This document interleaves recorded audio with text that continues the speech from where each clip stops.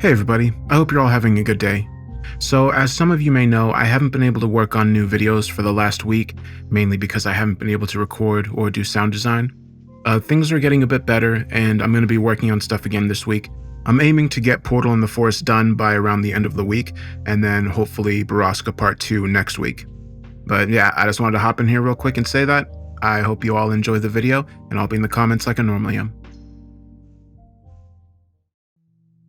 On December 19th, 2012, the Eastern Pacific Ocean began to glow. We thought it was a freak accident, a trick of wind and atmosphere, of fog and the full moon. We were wrong. I still remember how breathtakingly beautiful it looked, how even my old TV screen couldn't obscure the clarity and purity of that light. You remember this as clearly as I do. You don't know it yet, but you will. This memory is etched deeply into all of us, a permanent stain on the deepest, most immutable level of our subconscious. You weren't supposed to remember, not ever. But trust me, you have to remember it now, because the moon is very angry. There are memories inside every last one of us. The glowing sea is one of them, just one of 100,000 memories we locked away to save ourselves. Memories we weren't even supposed to know we have. Things you were never meant to remember. But you have to remember them now, because the moon is very angry. Admittedly, the memories are a little different for each of us. It doesn't make sense, does it? After all, just because we were all at the same ball game, or the same Christmas parade, or witnessed the same crime scene, doesn't mean we all remember things the exact same way. We can't. It's not possible. But even though we don't have the exact same memories, we all remember the same thing. We remember that once, and twice, 3 times, and 10 times, and 100 times, and more, so many more, the moon was very angry. This is my memory. An earth-shaking, bone-shattering, cosmos-cracking thrum, and then light. Smooth, liquid light bathing the earth in curtains of silver blue, spilling and spreading until darkness ceased to exist, until there was nothing but light, nothing but the moon. Think. Remember the thrum. Remember the way the ground, the earth, reality itself shook until there should have been nothing left. Remember how even though there should have been nothing, there was still you. Remember the light. Silver and blue and lovely. Remember how it flooded us and drowned every shadow in its radiance. You can remember if you really try. At first, you might only sense an echo of a dream, a shadow of a memory you don't even know you've forgotten. Maybe you'll have a glimpse, a fraction of a second of the silver light spilling across the ground. Maybe you'll remember a loved one desperately covering your screaming mouth as the light swells. Maybe you'll see a hand, silvered and quick as a startled bird under the ruptured moon reaching for you. Or maybe you'll see eyes, wide, dead, empty eyes reflecting the beautiful silver light. That was the first time the moon was very angry. The second time was different. The first time was instant, but the second time was slow. So slow we blamed it on the faulty equipment or broken instruments for months. It started with the strangest lightning we've ever seen. Beautiful silver lightning, smooth and blade-like, with none of the jagged edges or ozonic burn of normal lightning. Then one night, that lightning spread across the sky, a vast and tattered spider's web knitting itself together as the world watched in awe. It grew and grew and grew, overtaking everything. Our communication systems died, our entire grid fizzled into nothing, and everything went dark. When the world was fully dark, the moon broke apart and grew and spread, a shifting mandala of blinding silver that covered the sky, flooding the earth with hungry light that swallowed the ground, swallowed the darkness, swallowed everything, until nothing remained but the sea of light, and us. Only the vast ocean of radiant silver and our screams as the light began to eat us too. There was a third time, and a fourth time, and a fifth time. The sixth time, there was lightning again, but not on Earth. It had learned, you see. The moon always learns from the mistakes. So this time, the lightning came from the moon itself, vast, whip-like arcs of blinding light visible from every corner of the Earth, the aurora borealis woven into ropes that danced and spun across the cratered surface like rabid demons. The lightning blinded those who looked too long and drove the rest of us insane. When the lightning finally broke open and spilled its torrential radiance, drowning the Earth in a pure silver flood, we were calmed. We were happy. A planet of the insane, soothed and quieted by a thing that existed only to swallow us. I don't remember that time very well. In fact, I barely remember it at all. I don't know how we escaped, how we outran the moon that time, only that somehow we did. This will sound insane to you, but it is important, and it is true. There is only one moon, but many Earths, many planes, an infinity of realities. Think of these realities as threads, an ocean of threads, endless and eternal, spreading in every direction, like a sunset sky with a palette of colors ranging from blinding brilliance to utter darkness. The threads that are the farthest apart are so different from each other that we cannot even comprehend the magnitude of that difference. But that doesn't matter. What matters is that each thread is so similar to each of its neighbors that, except for a handful of the tiniest, most insignificant of details, they're identical. That is how we outrun the moon. By swinging our thread into the nearest neighboring thread and sliding into it, joining it, overtaking it, swallowing it, becoming it. In becoming it, we are able to forget the night the moon was very angry, and we are none the wiser for the change, except, perhaps, for a letter transposed here or there, or a half-remembered product line vanishing into the ether. Maybe a familiar logo inexplicably altered, a believed cartoon missing an article of clothing, or a dignitary dying 20 years after you watched their televised funeral at school. You don't notice these things often. Who has time for such tiny, meaningless differences? But when you do notice, you come dangerously close to remembering a silent ocean of silver light and dead, wide eyes as numerous as the stars. And deep in your heart, you decide to keep forgetting. That is why we outrun the moon, to save ourselves and to forget it. It's what I've dedicated my life to, me and 1,000 others.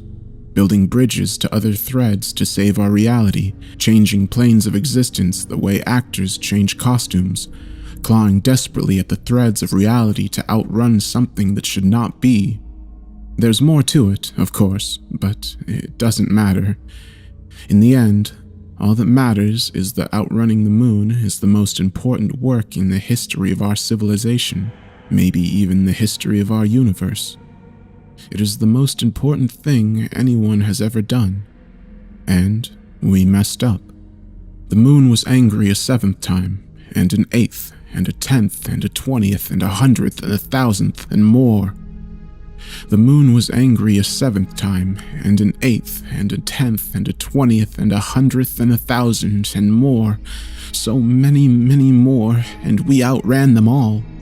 So many worlds drowned in light. So many threads overtaken, so many realities swallowed by ours, swallowed by us. Now, something happens when you start combining threads. Any knitter or seamstress can tell you that when you pull threads or twist them together or snake them around each other, they tangle. Once they've tangled long enough and badly enough, they fray, and they break. Another time when the moon was angry, the problem started with geomagnetic storms. Small ones, we thought, barely blips on our radar, but then they kept coming, and they kept growing. Growing and growing and growing and growing. Solar storms, coronal mass ejections of sizes and impacts that, until that point, had only ever been theoretical. Events that wiped out everything we'd ever built, that burned holes the size of countries in our atmosphere, leaving us broken, burned, and dying. We were so relieved when the moon finally came for us. That glorious light, cool silver blue, spilling through the holes in the atmosphere like ghostly waterfalls and flooding the ruined earth like water extinguishing a wildfire. And as soon as the light drowned the world, the moon grew. It grew into something it shouldn't be, something it wasn't, something that was somehow everything, something that was not and had never been our moon, something that was triumphant, something that had won, but something that was still very, very angry. We thought there would be enough threads to last forever, an eternity of realities, an endless supply of worlds just beyond the moon's bleeding light. But we were wrong. We've tangled the threads together for too long now, creating a Gordian knot so ruined it no longer has a beginning or an end. It no longer even remembers what it was like to be threads. Now it only knows what it means to be a knot. It is insanity on an incomprehensible scale, a scale that makes our entire universe barely a cell in comparison. But as any doctor can tell you, it takes just one cell, a single, solitary, disruptive cell, to disease an entire body. And in our panic to outrun the moon, we have diseased everything. We all know it. We all feel it. Things are not where they should be, or they are where they should not be. Things are not quite what we remember. Sometimes it feels like they change before our eyes in ways we can barely bring ourselves to examine. Nothing is right, and the more we try to fight it, the worse it seems to get. In the end, it was all for nothing. While we can outrun the moon for a time, we can never escape it. There are many worlds, but there is only one moon, and it always finds us. The moon, or whatever now pretends to be our moon, whatever swallowed our moon, always learns. And it learned that coming from the sky was perhaps not its best option, so it decided to come another way. And one night, in December 2012, the eastern Pacific Ocean began to glow. It shone a breathtaking silver blue. At first, we thought it was a freak occurrence, a trick of atmosphere and clouds and moonlight that conspired to infuse the ocean with such rich silver radiance. But then the light spread down, down, down, flooding the abyss itself with light, eating darkness that had always been, darkness that was older than the earth itself. Animals died, millions of them, billions of them. Fish, crustaceans, rays and urchins, starfish and eels, sharks and whales, all dying and rising to the surface, carried upon the tides in a gargantuan raft of dead white eyes and slick, rotting flesh. I still remember how the light bled between the bodies, outlining each bloated carcass in cleanest, burning silver. Then, one night, the light came out of the sea, rising like a sphere, like a second Earth, until it exploded. A great, pulsating blister that burst and drowned everything in radiant silver. Something full of dead, flat eyes. Something that gave those eyes to us. I know you don't want to remember. I know you believe that you don't remember. But you have to remember anyway. You have to remember because there are no other places for us, no neighboring thread that can absorb our reality. We've gone as far as we can go. We've tangled every thread we can. This is our last thread, our last plane, our last reality, our last hope. We are at the end of the line, and the moon is waiting for us. You have to remember that where there were once threads, there is only a knot. You have to remember this because within the knot are strands, small, hidden places big enough for 1 or 2 or 10 or 100 of us, broken, twisted pieces, frail rope bridges swinging over the bright and howling silver chasm of reality. You need to find those bridges, and you need to get out. But you can only find a bridge if you remember. So do what you have to. Lucid dreaming, regression therapy, meditation, even drugs, whatever it takes to remember, whatever it takes to find a bridge, whatever it takes to remember. Some of you will find good worlds, happy lives and safe threads hidden deep within the knot, so deep that the moon might never find you. Some of you will enter bad worlds, old worlds, nightmare worlds. I am sorry for that. I can't help you. I would if I could, but the knot is always shifting. There's no way to predict which bridge you'll find, but trust me, any world, yes, even a nightmare world, is better than a world where the moon is very angry. Now the moon is angry again. One night, very soon, you will look up at the sky in awe because the stars will be beautifully bright, pure, clean, and lovely. And then they will begin to bleed. So will the moon. Their blood will be silver.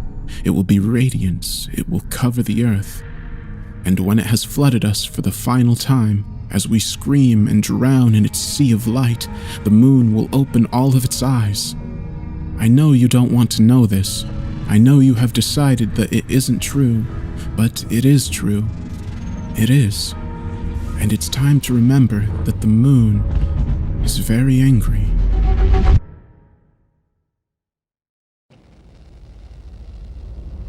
It's the strangest thing. During launch, there's a cacophony of sound and a tremendous, shattering, mighty force of pressure. So much so that it feels as if in that moment, the whole world is collapsing. And you grit your teeth and your knuckles flush white on the grip.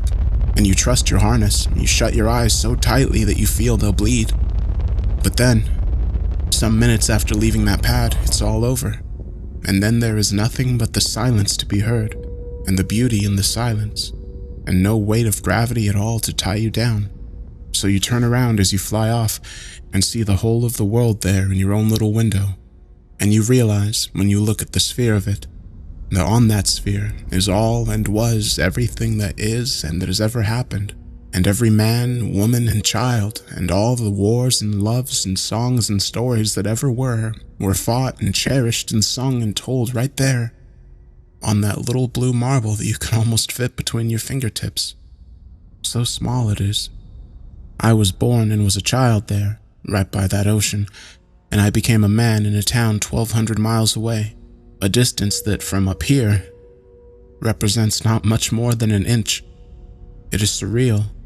Every time I am out here among the stars, I feel the same smallness that is both awesome and terrible in equal measure.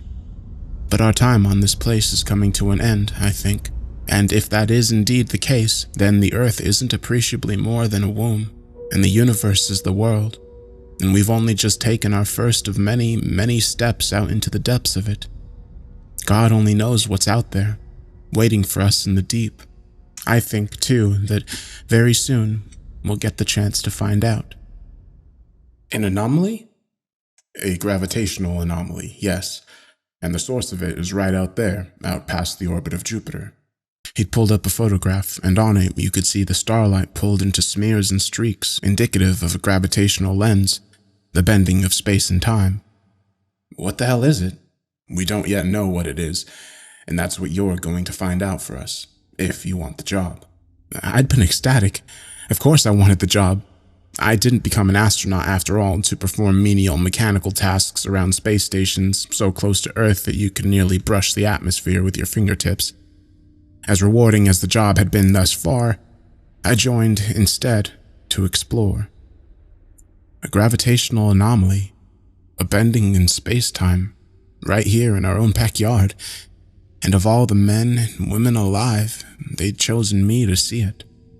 My crew and I had trained for years for the journey, and all the while we did, NASA was building for us the Warhorse chariot in secret, for the purpose of crossing 600 million miles out into the realm of the gas giants, where this anomaly business resided. It's amazing, isn't it? Frances, a mission specialist on her 4th flight, said, when finally we'd arrived at the doorsteps of the thing.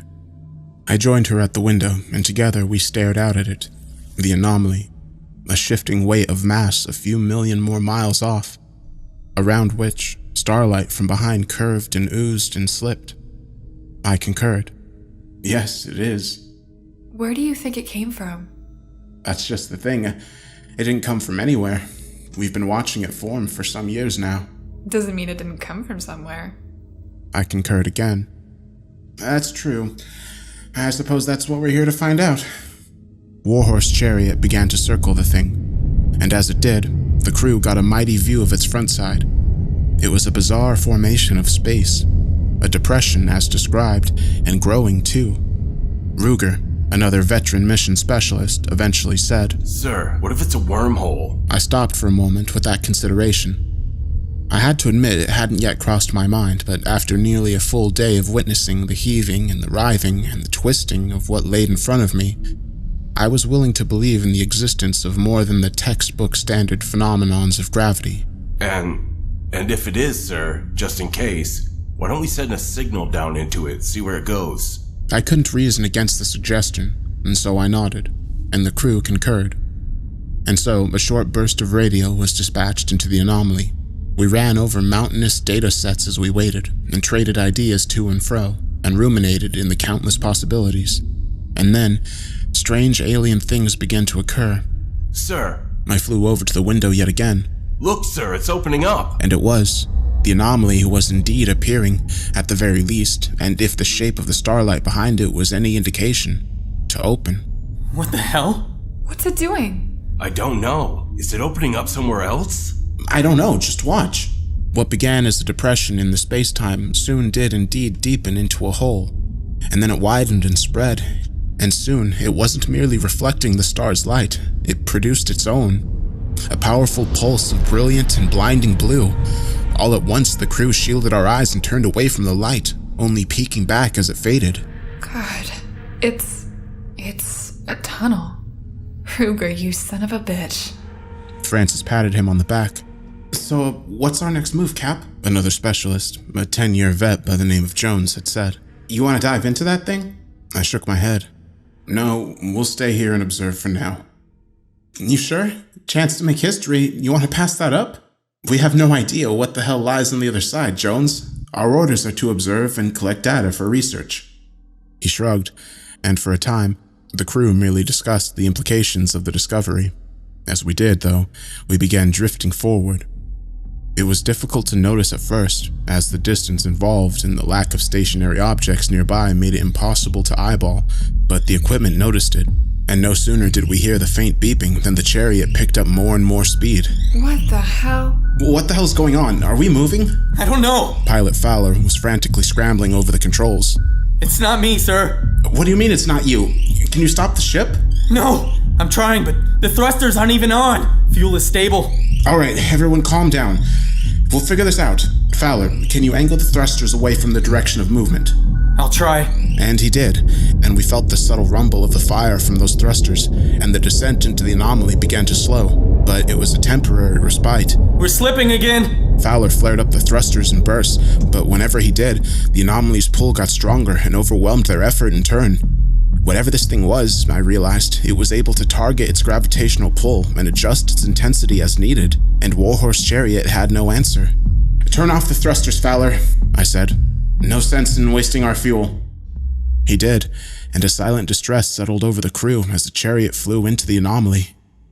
Warhorse Chariot continued its freefall into the mouth of the wormhole. At its own speed, it's a journey that would have taken days or weeks, but with the anomaly collapsing space and time itself in front of the ship and expanding it behind us, the ship gained impossible velocity. We approached the speed of light, and then we reached it, relative at least to the solar system outside our reference frame. Holy shit. Guys, we're going at light speed. We're actually moving at fucking light speed. How is that possible? We're not moving an inch inside our bubble of space, I said, without breaking eye contact with the anomaly. That's how. It's space itself that's moving, and there's no limit at how fast it can go. Another moment passed before I added, Everyone strap in, we're almost inside. And then the ship began to rumble and to shake and to groan, and the blue light brightened and enveloped us whole. Moments later, we entered the tunnel. The Warhorse Chariot exited the solar system. Neither space nor time retained their meaning in that place. There was no where, there was no when, and there was only the ship and her crew, and a hole protected the madness of the journey by a sphere of space-time that flew through the tunnel made of the same stuff. Past 1,000 galaxies and 1,000,000 stars and 1,000,000,000 worlds, for a time it was beautiful to behold. But that time was fleeting and quick. Before we exited this dimension, the pressure of movement overwhelmed the integrity of the ship, and I heard a groaning of protesting metal, and then cracking, and then titanic crashing. The lights went out, and all sound in the cabin of the ship ceased at once. Hello? There was no answer. Fowler? Ruger? Silence and darkness and cold. Such frigid cold. My skin began to grow numb from it. Francis, you there? Baker? Nothing at all answered me. Slowly, I struggled to undo the seat harness, and then another flash of blue. It was bright, so exceedingly bright, in fact, that I couldn't see a thing or think, and it filled up the whole of the cosmos from where I sat, and it lingered. On our side of the wormhole, the pulse had merely been that, a heartbeat, a flash of light, and not more than an instant of time had been taken up by it. But here, it stayed active like a supernova or a star, and then I could feel the heat of the light, and it washed over me in waves. And then I began to feel something in my head. Something in the light, no doubt, that saw me and saw a usefulness for me. It was clawing its way through my mind, pulling up memories and dreams and thoughts and ideas and sifting through the lot of them as if it was searching for something. It hurt. God, it hurt. And in a lancing, sharp way. I grabbed my temples and squeezed shut my eyes, and I heard myself scream, but the harvesting continued nonetheless. I saw images and memories and thoughts and dreams. Perhaps it wanted me to see them. A birthday party, a ringing hallway bell, playing in the mud, a first kiss, a mountaintop snowfall, a sunset on the beach. What does this thing want? What do you want? I hear myself say. There is a pause. For a fleeting moment, the pain stops, and so too does the harvesting, but only for that moment. And when it's over, the process begins again, and the memories it finds begin to focus. My eyes roll back. A memory of a conversation is summoned. It is about nothing. An old coworker discussing expense reports with me. The light loses interest in swift order and then moves on. An early memory now. Another conversation. I'm speaking with my mother. I'm looking up at her in the kitchen with oven mitts on. She's telling me to wash up for supper. She speaks slowly and simply. I must be, 10? Younger? The light lingers a bit here and then moves on. Elementary school, or earlier, maybe kindergarten. We're learning penmanship today. I look down at my paper and see the alphabet scribbled there, in loops and scratches. The light lingers here too for a while, and then the memory fades. What do you want? I say again. Another pause, and then memory comes up. A high school buddy of mine, Greg Rickey, runs up to me after a football game and says the word, food? And then there's nothing. Perhaps the light is waiting for a response? Food? I say. Melissa looks down at the note I'd passed her 3 days before prom and says, Yes. Oh, okay, good. Okay, what kind of food? There's another pause before just an image this time. A bolt of electricity in a thunderstorm, seen from my dorm window in 2001 or 2. Lightning? You eat lightning? How? My mother, after watching the dog piss on the floor, shouts, No. Okay, you don't eat lightning, then, so... A bouncing dodgeball in the high school gym, another image of lightning, and one of rippling air on pavement in the midst of a summer heat wave. A ball, okay, and lightning, and heat, like a combination of those things, is that it? Melissa again says, Yes. Okay, give me a second. Hot ball of energy, like a star? The image of the sun that popped up in my own head as I uttered the word gave the light some pause. Then I felt a force of power. It stung. Yes. Melissa says it yet again. A star for food? Okay, how? An image of an armadillo from a nature documentary. It curls up tightly into a ball, and then the memory fades. I don't follow. The image repeats itself and drags a bit on both ends. I see the creature walking for a moment, its weight shifting left to right, and then it stops and curls up into a ball while its little armor plates shield it. An armadillo? You eat like an armadillo? Mom shouts again. No. Now it's an image of a cat and a ball of yarn. It curls around the thing, then there's another visual. A hand wrapping itself around a baseball. It throws it home. Something about curling into a ball or onto one? Yes. Okay, so you're hungry for food and you eat stars by, what, curling onto them? What the fuck is this? A new image. It's shocking and it's dark. I see the gates of a concentration camp and a pile of corpses. An inmate there gripping the bars of the fence. She's emaciated and desperate, but too sick to even cry for help. Her clothes hang off her limbs in excess. It's the saddest image I've ever seen. What the fuck was that? The famous photo of an African child with a vulture behind. His stomach is protruding, and even so, I can see each one of his ribs through the skin. He has days to live in such a state. Maybe hours.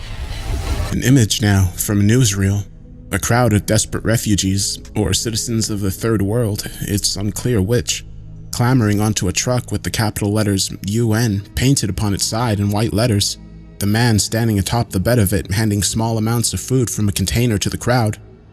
He doesn't have nearly enough. The crowd presses in, and the truck is buried in their number, unable to move. What is this?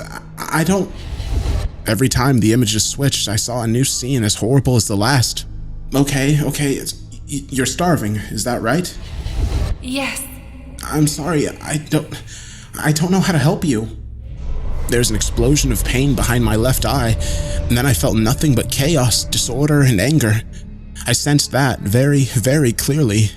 Burning, twisting, desperate anger, and then an image of bones. A man screams for mercy. I doubt he received any. Armed men throw another man down a hillside and then fire automatic weapons into his heart. Images rotate in and back out again, and each consecutive depicts a scene of violence and terror and misery and suffering.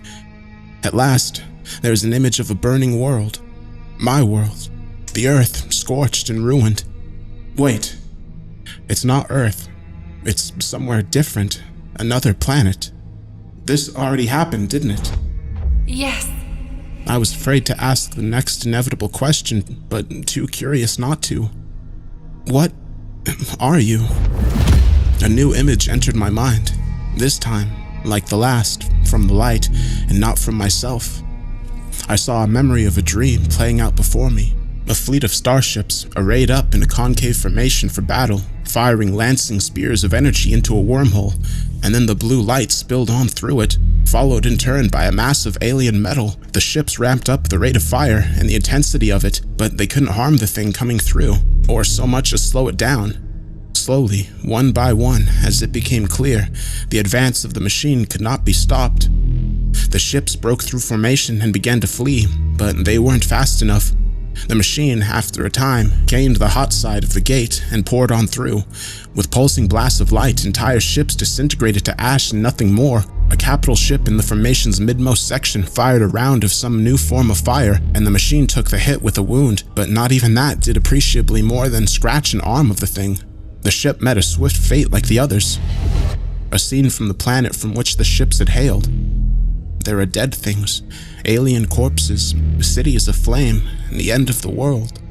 The mighty shadow of an eclipse falls across the scene, and then there is darkness.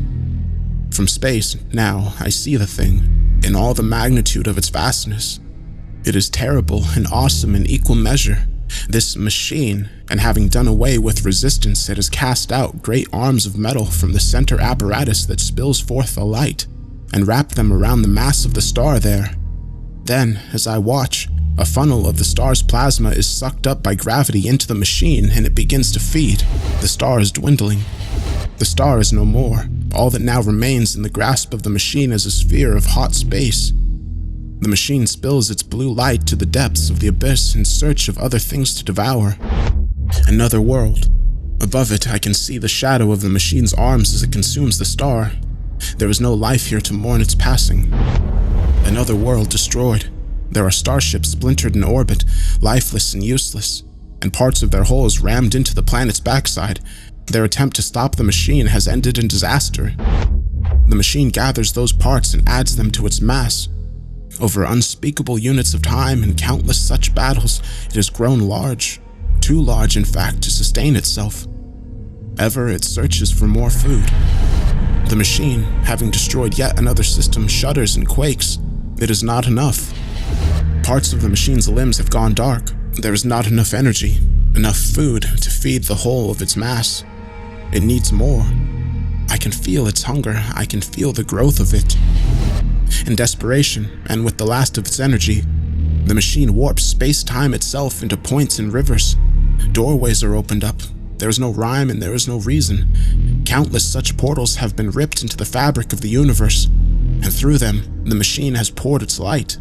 That blue light, in search of sustenance. I see a new image, from my mind again. It is from a science textbook, and it is of my own star, the sun.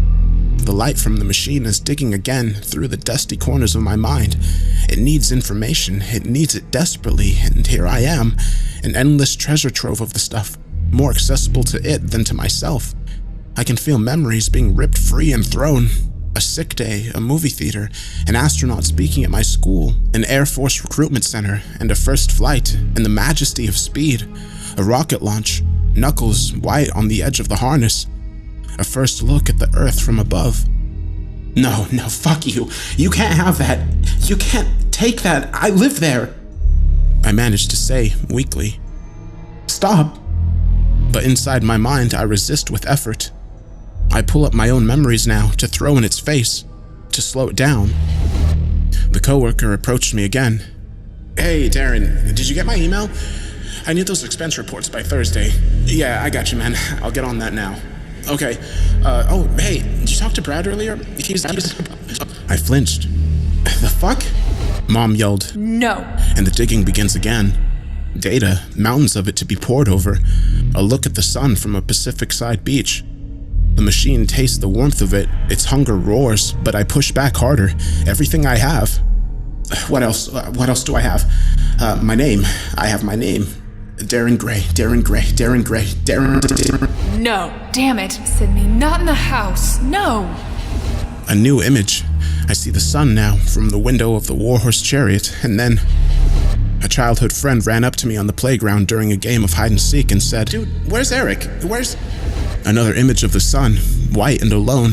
The friend says again, Where? Danny Gray, Danny, that's not my name. Danny, something with a D, I think, right? The sun again. Where? I can't, I don't. The pain is increased tenfold. My vision swam and burned. I thrashed and grabbed again at my temples and screamed, but the light, the machine, doubled down yet again. Call signs, wedding days, a hospital bedside, TV documentaries. Apollo, Voyager 1, Earth's radio presence. It was getting even closer. Danny Green. Sir? My father rummaged through the kitchen, phone in one hand. He muted it with the other. Anyone see my pen? He said. Danny Green. Sir? Never mind, my father had said. I found it. I felt a monstrous, electrifying surge of power, and instantly the light began to fade, and the pain with it. The sensation of mental invasion. It felt like waking up from a dream. But the nightmare hadn't faded yet. Sir? I stumbled back. I felt that much. I stumbled and something caught me. Captain. I opened my eyes. It was Frances. She'd been crying. What? Sir, I've been calling you. I said to stay out of the light. I looked around the cabin. The power was on. The crew was here. All of them were getting up off the floor. All of them stared up at me with confusion and with concern. What happened? I don't know, she said. We sent that signal into that wormhole thing, and then this weird blue light just poured out of it. And we all hit the deck, but... She looked around. But you didn't. And you had this look on your face like you were in this trance, and I don't know, I thought you were dead. She started to cry a bit. I looked over at the others. Nobody else saw that? Saw what, sir?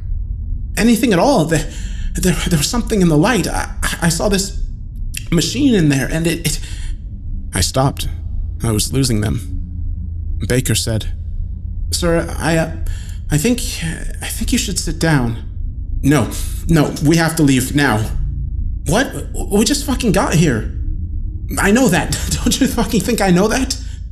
I began to stow away cargo and strap things down for a boost. Everyone strap in. Fowler, plot us a course out of here. Baker grabbed my arm. "Sir, I mean it. You need to sit down, okay? Gather your thoughts. Jones, can you get him some water or something?" "I don't need water, Baker." I shook him off and continued loading. "Fowler, on the seat. Now, let's go." Fowler looked at the others, and they shook their heads. Sir. Frances stepped forward, always the peacemaker she was. Don't do this, please. Shut up. None of you saw that thing. Fowler, what did I say? What thing? The machine? Fowler, get on the seat, now. I felt a slamming weight in my midsection, and down I went, with Ruger on top of me. "Get the fuck off me!" I thrashed and threw all my weight against him. Baker piled on, and then Jones, and against their combined weight, I didn't stand a chance. They hauled me to my feet and began dragging me to the back of the Guys! Look! It was Frances's voice. We stopped and looked up. She was pointing out the window, towards the anomaly. We did, and instantly I felt 3 pairs of hands loosen up their grips. I fell to the floor. What the fuck is that? I wiped a trail of blood from my nose and said, "It's here." The deck of the Warhorse chariot descended into madness. "Baker, can we raise NASA from here?" "I don't know, I can try. I mean, what the fuck is that thing? Fowler, you getting us out of here?" I'm trying, man, but... "Hey!" I shouted. "Everyone calm down and strap in. Now! Fowler, plot a course for home." Obedience, this time, was immediate. For a fleeting moment, I heard nothing but the buckle of harnesses and the shuffling of feet and the rumble of thrusters. And then the chariot was off, but behind us came the machine, and it did so with utterly shocking speed. I watched it pour on through the widening wormhole, and only then did I appreciate the magnitude of the thing. Sir? "I see it, Fowler. How we doing?" We're moving, sir. Fast as I... The ship shook violently as a pulsing blast of blue light rocketed by overhead and nearly vaporized the hull. Shit! The hell was that? "It's shooting at us, that's what that was." Another blast. The Warhorse chariot felt its heat and the force of fire, and the crew nearly spilled out of their harnesses. "Come on, baby. Come on. But the ship was too slow. I knew it. Fowler knew it. Baker and Frances, Jones and Ruger, they knew it too. And we shared the intuition, even as we fled and said not a word about it. A flash of light, another shudder. I sat down and powered up a computer and began writing this account, a record we won't be able to give in a hearing, and I started it with a description of a home I'll never see again. "Sir," Fowler said. We're slowing down. Fast." Another flash. Chariot nearly split at the rivets, and for a split second, all we could see in the light was nothing at all. I shielded my eyes for the duration before the fade and kept up my writing. "Orders, sir?" I stopped typing and then stood, and the crew watched as the ship slipped in her run. "Turn it about." "What?" "Turn the ship around. Fly towards it. If we time it just right..." "Then we can take a hit of that blue laser right inside the firing chamber." A hush fell over the crew. They knew what this was, a call to spend their lives in service of mankind. I looked out at the machine. We had 15 minutes left, maybe less, before the full form of its mass exited the wormhole. And so we had just as much time to act. "Sir, are you..." "Do it, Fowler!" It's the right call, Captain. So the Warhorse chariot adjusted its heading for its hunter, and the machine filled up the view of the deck display. Frances closed her eyes, and Fowler set his jaw. The gravity kicked up by the sheer mass of the machine took the chariot on a wicked pull, and one bolstered by the ship's thrusters, and the gap between us closed quickly. I typed furiously. The machine's central apparatus opened its yawn to fire, and that old blue plasma pooled up in its center, and I pointed it out to Fowler. "I see it, sir." I put a hand on his shoulder and said, "You did great, son. And now I bring this account to the current moment. As I write, the machine hastens up its firing process. A piece of it still lives on in my mind, I think, because I can feel a foreign panic when I myself am at peace. I believe it knows that when all the numbers are added, there is nothing it can do to prevent the Warhorse chariot from flying into its firing mechanism at the moment of discharge. It is inevitable, and for that reason I have accepted it. And Baker too, and Jones, and Ruger, and Francis, and Fowler, all my brothers and sisters, they have accepted it, and they are praying, closing their eyes, and there is not a crew ever made that is finer to die with. To NASA, if you receive this transmission, know that we died well, and know too that although there are monstrous things out here in the deep, there are also wonders in it. Never lose the spirit to find them. Darren Bradford Gray, commander of the U.S.S. Warship Chariot.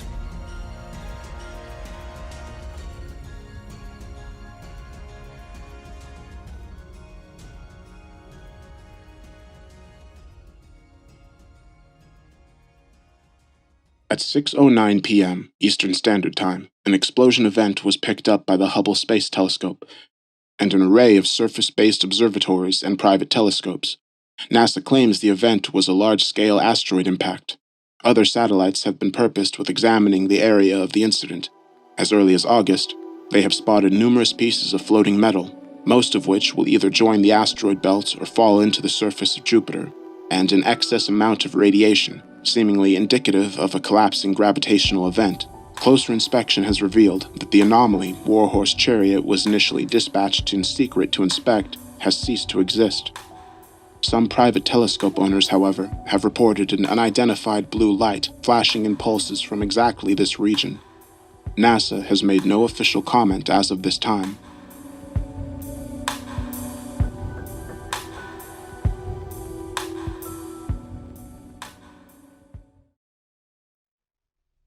I remember the first time I witnessed that gruesome sight, right in front of me. It had been all over the news for the past week, but until that moment, I was still unable to take any of the stories seriously.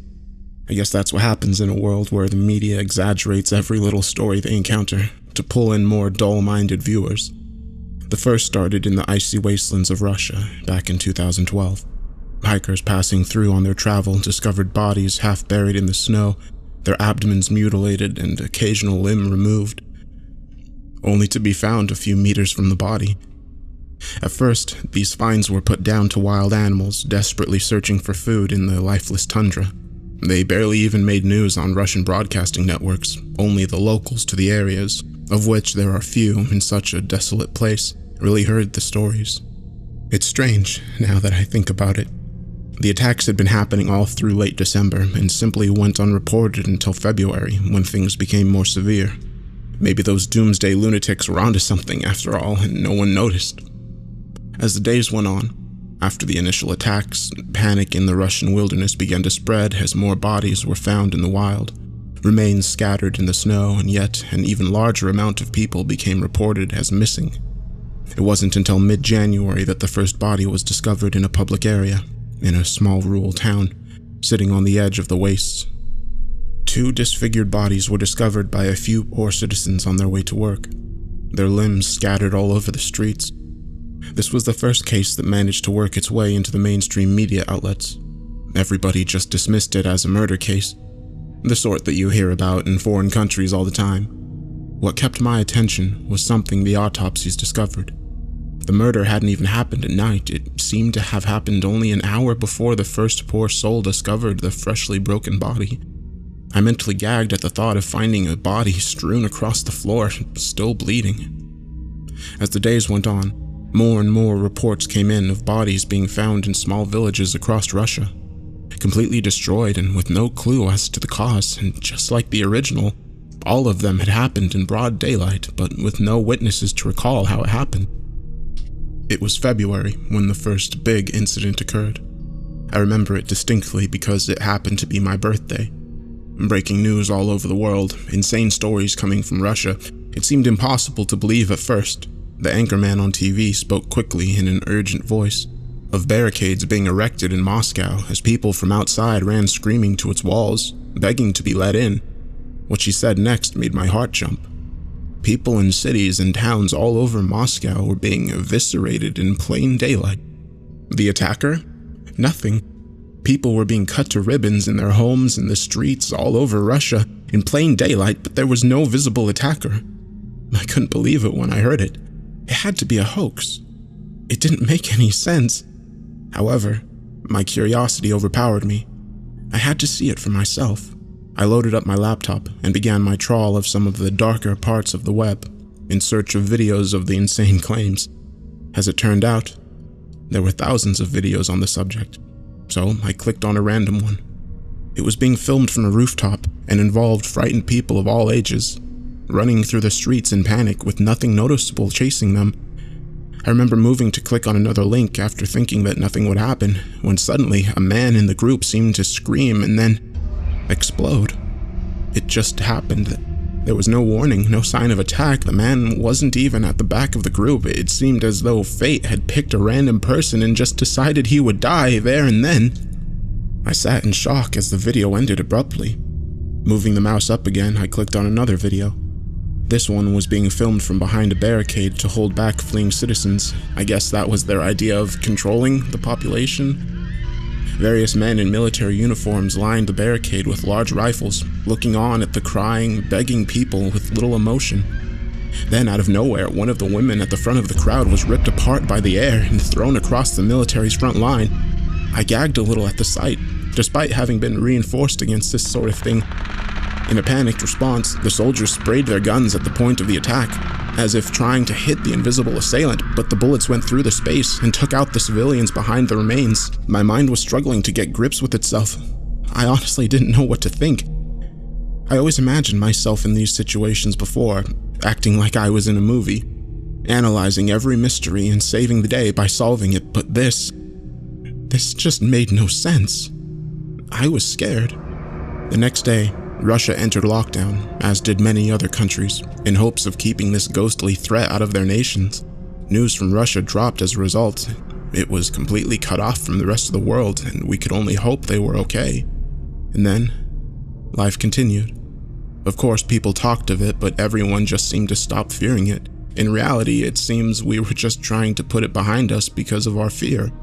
Humans fear what they don't understand. And so, it seems, not thinking about it was a suitable way of combating that fear. It wouldn't last. The year moved on, and days became longer, and then that day came. The one I wish I could forget. It was a bright day in the middle of May, and I was out with a group of friends celebrating the completion of another year at university. We were walking and laughing to the in-jokes we had created over the last year, trying to remember them all before we retreated to our hometowns. At one point, we stopped while a few of our party went to buy food from a shop, and I began talking to my closest friend, Ryan. We were midway into a conversation about what game to play online next, and then it was so abrupt. Just like in the videos, he was halfway through a word and his body just burst into pieces. Blood and entrails splattered across my body. I stumbled back in horror as my mind processed what had just happened. Around me, people ran away from the area, screaming for help, but I barely noticed. Where my best friend once stood was now just a bloody mess, and my mind was never given a chance to prepare itself. I dropped to my knees and vomited on the floor, crying. It was at least 15 minutes before I was able to take control of myself again and actually get up. By that point, the police had arrived and were telling me to remain still, as if they thought I had done this unspeakable act. I remember sitting in that gloomy room, barely being able to answer any of the questions the investigators had for me, simply replying with a nod or a shake of the head. They told me that this wasn't the only place it had happened. In fact, it had become a worldwide pandemic. The brief period of peace had just been the calm before the storm. What we thought was sealed in Russia was now everywhere, and it wasn't even spreading from a single point as it had been at the start. It was a full-scale attack. Nowhere was safe. We were evacuated to a military base and defense points in hopes of holding back this invisible invasion, but we all knew it was no use. Me and my family were taken to a military installation in the countryside where we stayed for a month. No contact with the outside world was permitted, in fear of giving our location away to the creatures. A single analog TV was our only view of the outside world. It seemed a few rogue pirate news stations had popped up to keep those locked away up to date with current events. The quality was terrible, but in a time like that, it was better than nothing. We heard reports of strange lights being sighted, not in the sky, but closer to the ground. We were told of countries falling one by one, their entire populations being wiped out. There was also one report of scientists discovering something in the sky. The report said they couldn't see it, but whatever it was giving out a lot of energy, and it was big. The size of a small moon. The size of a small moon, in fact. Images of Russia came in from aerial photographs. Moscow was ablaze, towering buildings reduced to rubble, and in their remains shook large, shimmering waves of fire. A close-up of the street showed roads bathed in red, with human remains dotted around several areas. The video feed switched to another aerial clip of a gigantic crater. The host went on to describe the location as a former nuclear power plant that had entered meltdown 2 months ago due to no one controlling it. At the end of the clip, the camera quickly moved upward to focus on a second helicopter that was now spinning out of control. Against the window, flashes of that all-too-familiar red color could be seen as the video suddenly cut out. The last broadcast on that channel was the most disturbing. We switched the TV on to find a man in tears with streaks of blood down his face. He looked extremely scared and spoke with a weak, trembling voice. "They've come. The angels have come for me, Lord. They've taken everyone here, and now it's my turn. Judgment Day is here, loyal viewers. There is nothing left for me on this earth anymore. But for those who might be left, I think I know how to survive against them." Just my luck, huh? To find out when it's too late. All you have to do is stay out of the... His sentence was cut off by a scream as his body was ripped in two, right before our eyes. The channel didn't shut off, though. It's still there, in fact, but all you can see now is the decaying corpse of an insane man. One of his eyes limply staring at you through the camera lens. Since then, there were no more accessible channels. Our last view of the outside world was gone. It didn't really matter anymore to us. We were a small group of people left amongst what must have been less than 1 million humans on the Earth. The what and where was no longer our concern. For a while, everything was quiet. The soldiers kept us in line. We fed off what rations the base had. We stuck to strict curfews and attempted to socialize and keep ourselves entertained in our new little personal world. We were somehow quite content with our new lives. With no outside world to bother us, no responsibilities or concerns for anything but our little community. On top of that, the lack of news about the outside events allowed us to almost forget about what was happening. Until one night, at the end of August. I woke up in the middle of the night to the sound of a scream. I was on the floor of a large room containing hundreds of other sleeping evacuees. The realization still startled me every time I woke up, even though I had been sleeping in these conditions for the past month. My vision was blurred somewhat as I attempted to focus on my surroundings, and my body appeared to be mildly damp and slightly sticky. I didn't think much of it. I had had many restless nights here, and we were in a cramped, humid bunker. On the far side of the room, there were 2 dim lights creeping in through the doorways. Someone must have left the light on in the corridor, I thought to myself. It was rather puzzling. The thoroughness of the soldiers here would never have allowed something like this. All the lights had to be switched off at 8 p.m., and they checked every night. Surely by now a guard would have found this and switched it off again. Maybe it was one of them doing a midnight check on us all. That's when I noticed something odd. One of the lights was moving. Not moving behind the doorway, but it seemed as if the doorway itself was moving. It drifted silently across, closing in on the other door. At first I thought it must have been a soldier with a torch. I winced and rubbed my eyes, attempting to focus on the object, and then, just as it emerged with the light of the door, I managed to focus on what seemed impossible. It had the shape of a tall, disturbingly thin humanoid, but where the body should be, there was nothing. No abdomen, no limbs, no head. The outline of the mysterious being seemed to just drift across the wall in an area of light. The first thought that entered my mind was inverted shadow. I know it sounds crazy, but it was as if instead of creating a shadowy outline in a lit room, something was creating a bright outline in a dark room. Unfortunately, this was the best view I could get of the entity, as it seemed to literally merge with the light from the doorway and disappear. My body was frozen at the sight, and out of fear, I chose to lay down and try to get some sleep again, hoping that whatever it was, it wouldn't notice me. It was another long, restless night. I woke up at 8 a.m. Light peered through the small slits in the top of the bunker and kept the room bright enough to see wall to wall in the giant reinforced mass of cement. I wished I hadn't seen it though. Blood covered the walls, where once there had been sleeping bags, now laid the remains of a silent massacre. What I thought had been my own sweat from the night before turned out to be the remains of my partners who had once slept beside me. I screamed. Not a single person was spared that night. Well, save for myself. Walking through the base, it seemed that these things had made short work of every human on site, and yet the gates still remained firmly shut. Guards posted on watch points had their destroyed bodies hanging over the rails. It was quiet. I sat in the middle of that compound, alone, sobbing to myself. I was alone in the world. These things had killed everyone I knew and loved, and I was lost. I didn't know what to do. I slept in that compound for 3 days until I saw him again, that man of light, eerily and slowly drifting through the darkness, emerging with the light once again. This time I could have sworn he noticed me. He stopped and turned until he was head on with me and just stared at me. I couldn't move. My body just refused to listen, and then the being left. I don't know why they keep sparing me. Is it for amusement?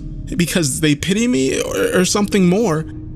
I just can't get my head around any of it. After that night, I took as many supplies from the base as I could and journeyed toward the nearest village, which is where I now reside. I managed to find a house with a basement and locked myself in there with the supplies, but I never turned the lights on anymore. For 3 weeks, I have been living in total darkness. Not because I think they'll find me, but I think I know what these things are now. I once read a science fiction book that detailed a possible route a species may take in its evolutionary course. The species would evolve beyond the simple realm of the physical and become a being of pure energy. When a species would reach this point, it would obtain near omniscient knowledge and have no care for life or death anymore. What the intentions of such a hyper-powerful species would be are impossible to predict, since their minds are so much more advanced than ours. It seems in our universe, a species has gotten there before us. They are the light. Where we always feared an alien species abducting us in the middle of the night, it turns out that that darkness is our only safety from the real threat, the beings of light. 2 days ago, the second star appeared, a red giant that now sits opposite our sun, bathing both halves of the earth in light. And now there is no longer night on this world. There is no place to hide on the outside. I don't know what they want with our planet or why they chose to kill us all, but I know this. They have killed everyone here. If you're out there, don't go into the light. Stick to the shadows if you want any chance of living. Darkness doesn't kill them, but it sure slows them down. There is a light coming from beneath the basement door. I have to go now.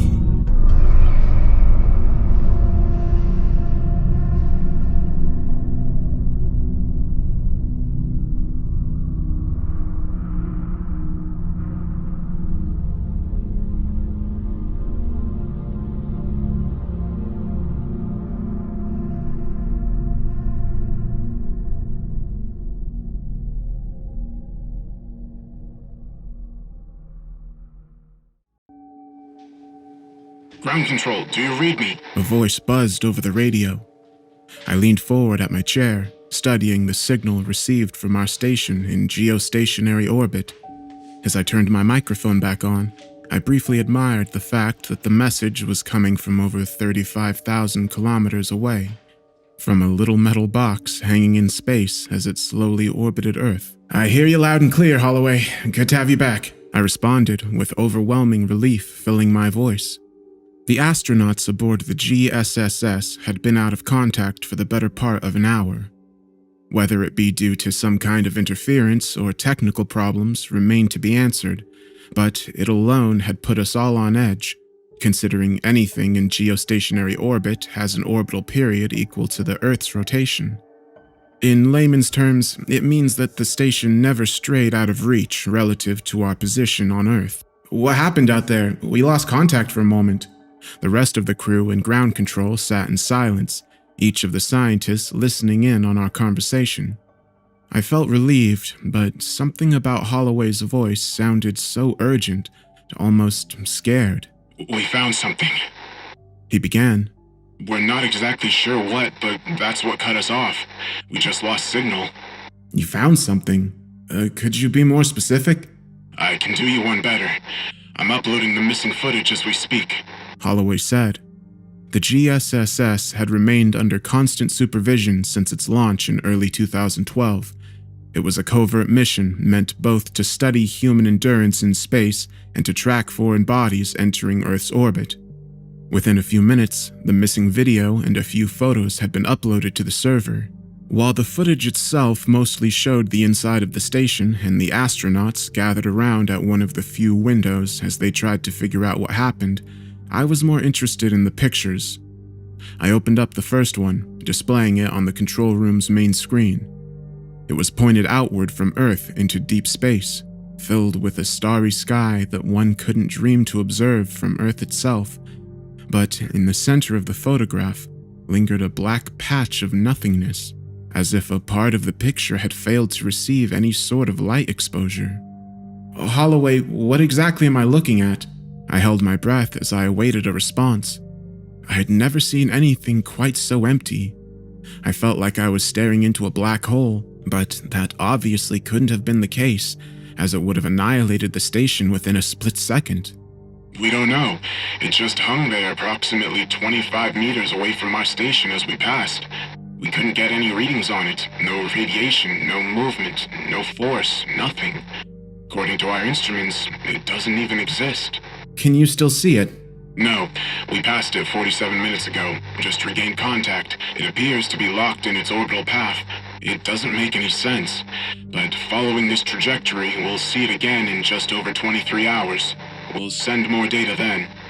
The next day was spent by the office analyzing the little information we'd received from the crew aboard the G.S.S.S, but with only a picture and limited readings claiming the black spot in space didn't exist, we could do little except wait.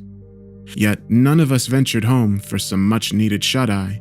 Instead, we waited at the office as 1,000 different theories formed in the back of our minds. Then, around the same time the following day, we lost contact with the crew. By then, we already knew what was going on. While it was a worrisome phenomenon, we knew it wouldn't even last an hour. Sure enough, as the day before, it was a temporary problem. Ground control, we have a problem. Do you copy? A voice called through the radio.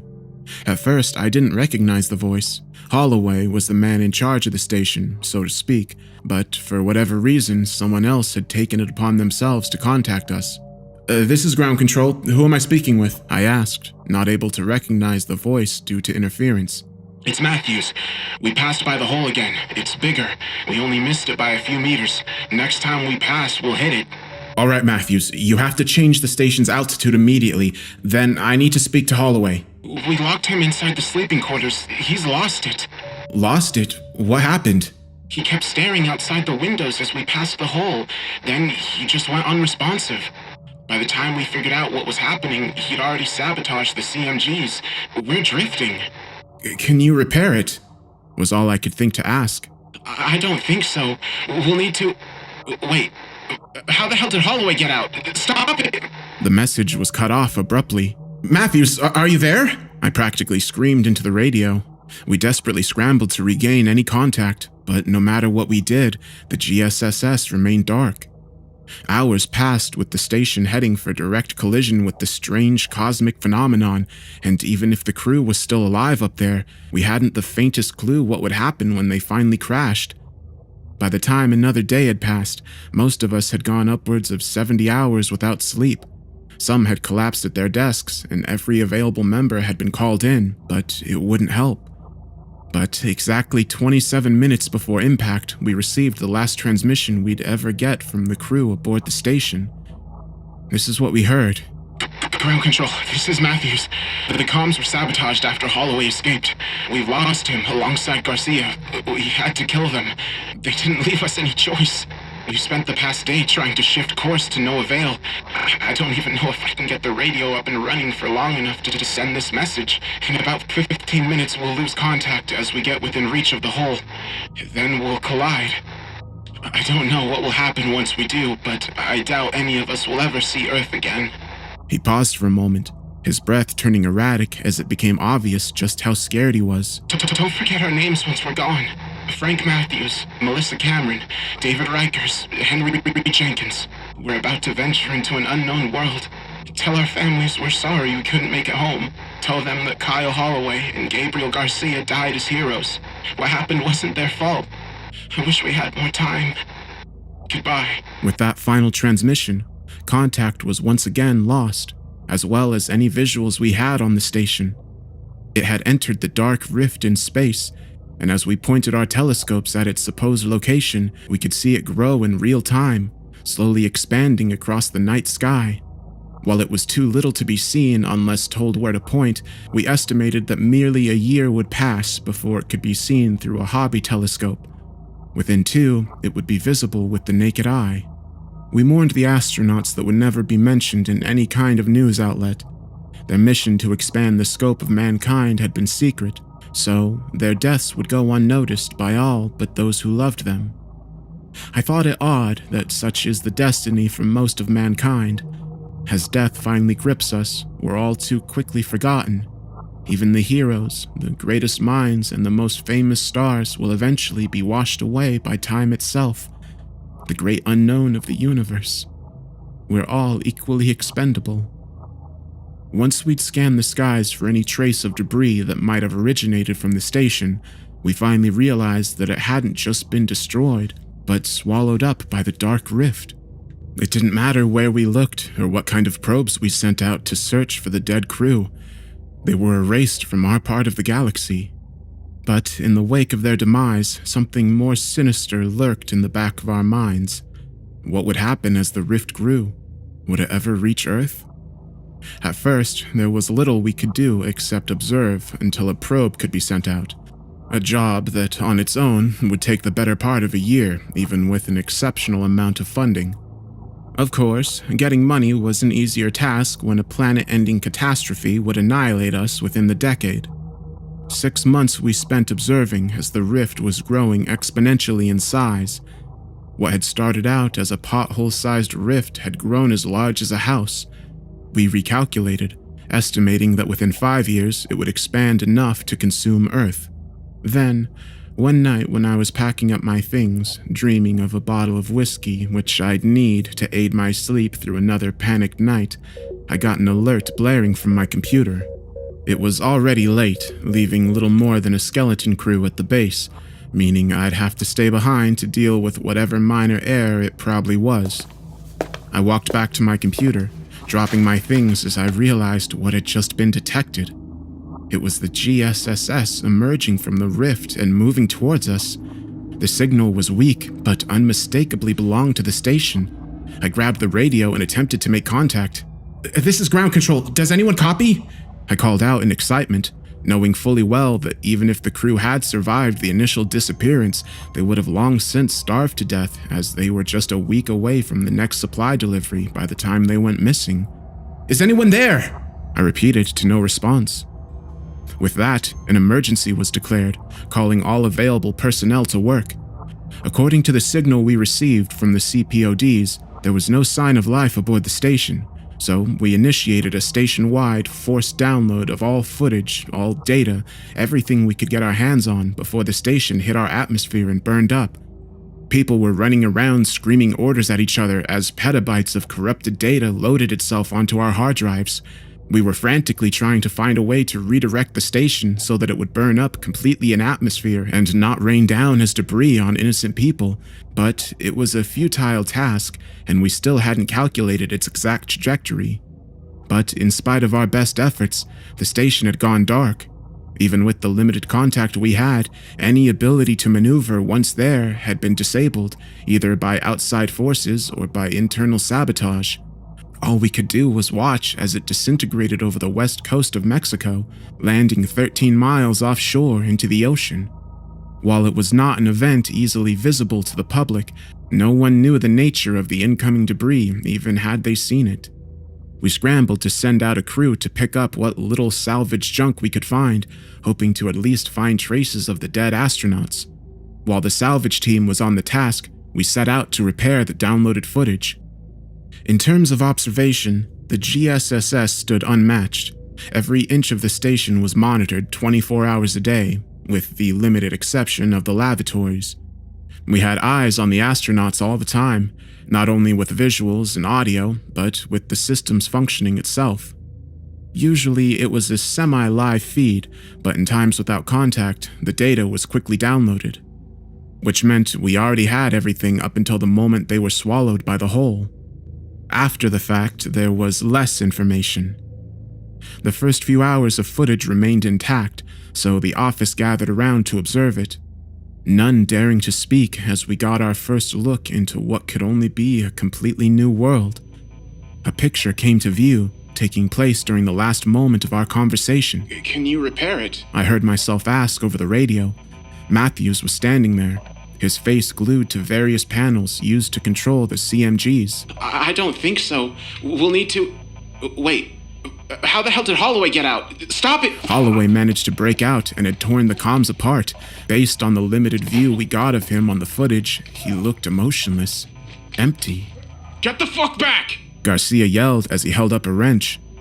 Floating around in zero gravity made fighting a different kind of challenge, but a proper swing could still significantly injure anyone unfortunate enough to be a recipient. Garcia and Matthews grabbed onto Holloway and brought him back into the sleeping quarters, where they tied him up. All the while, he never spoke a single word. He just kept staring at the windows. What happened to you? Matthew asked with no response. We gotta fix the comms. Garcia chimed in. Cameron and Rikers were already hard at work trying to repair the CMGs, while Jenkins was attempting to piece together what remained of the communication station. The gyroscopes are more important. If that hole keeps growing, we'll hit it during our next orbit. Matthew said. Stay with Commander Holloway. I'll check on the others. Matthews exited the sleeping quarters while Garcia sat by Holloway. Come on, you have to talk to us. Why did you sabotage the station? Holloway still refused to respond.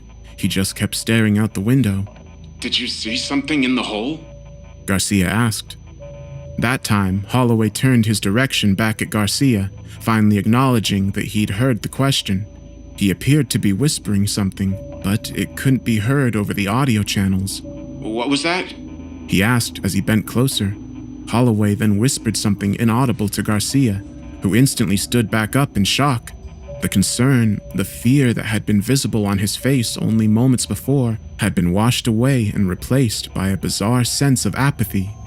He bent down to untie Holloway without speaking a word. The two of them then both looked hollowed out, just uniformly working together. Garcia, what did you do? Jenkins asked as he saw the two of them enter the main section. In response, Garcia just grabbed one of the tools Jenkins was using and hit him over the head. Blood poured out from the wound, suspended in the weightless environment in red small balls. Seeing what was about to happen, Matthews, Rikers, and Cameron all pushed themselves toward the two psychotic crew members and did their best to disarm them. Their struggle drove them across the ship as Jenkins' blood started hitting the wall. Most of the sensitive electronics were secure, but where the blood managed to enter, a few unimportant systems were destroyed. Garcia was by far the largest of the group, and even in zero gravity, that proved an advantage. But at some point in the fight, Cameron managed to get a kick in, pushing Garcia headfirst into the airlock. Then they pushed Holloway in with him and locked it. What the fuck do we do now? Riker said. Cameron was busy attending to the wounded, unconscious Jenkins.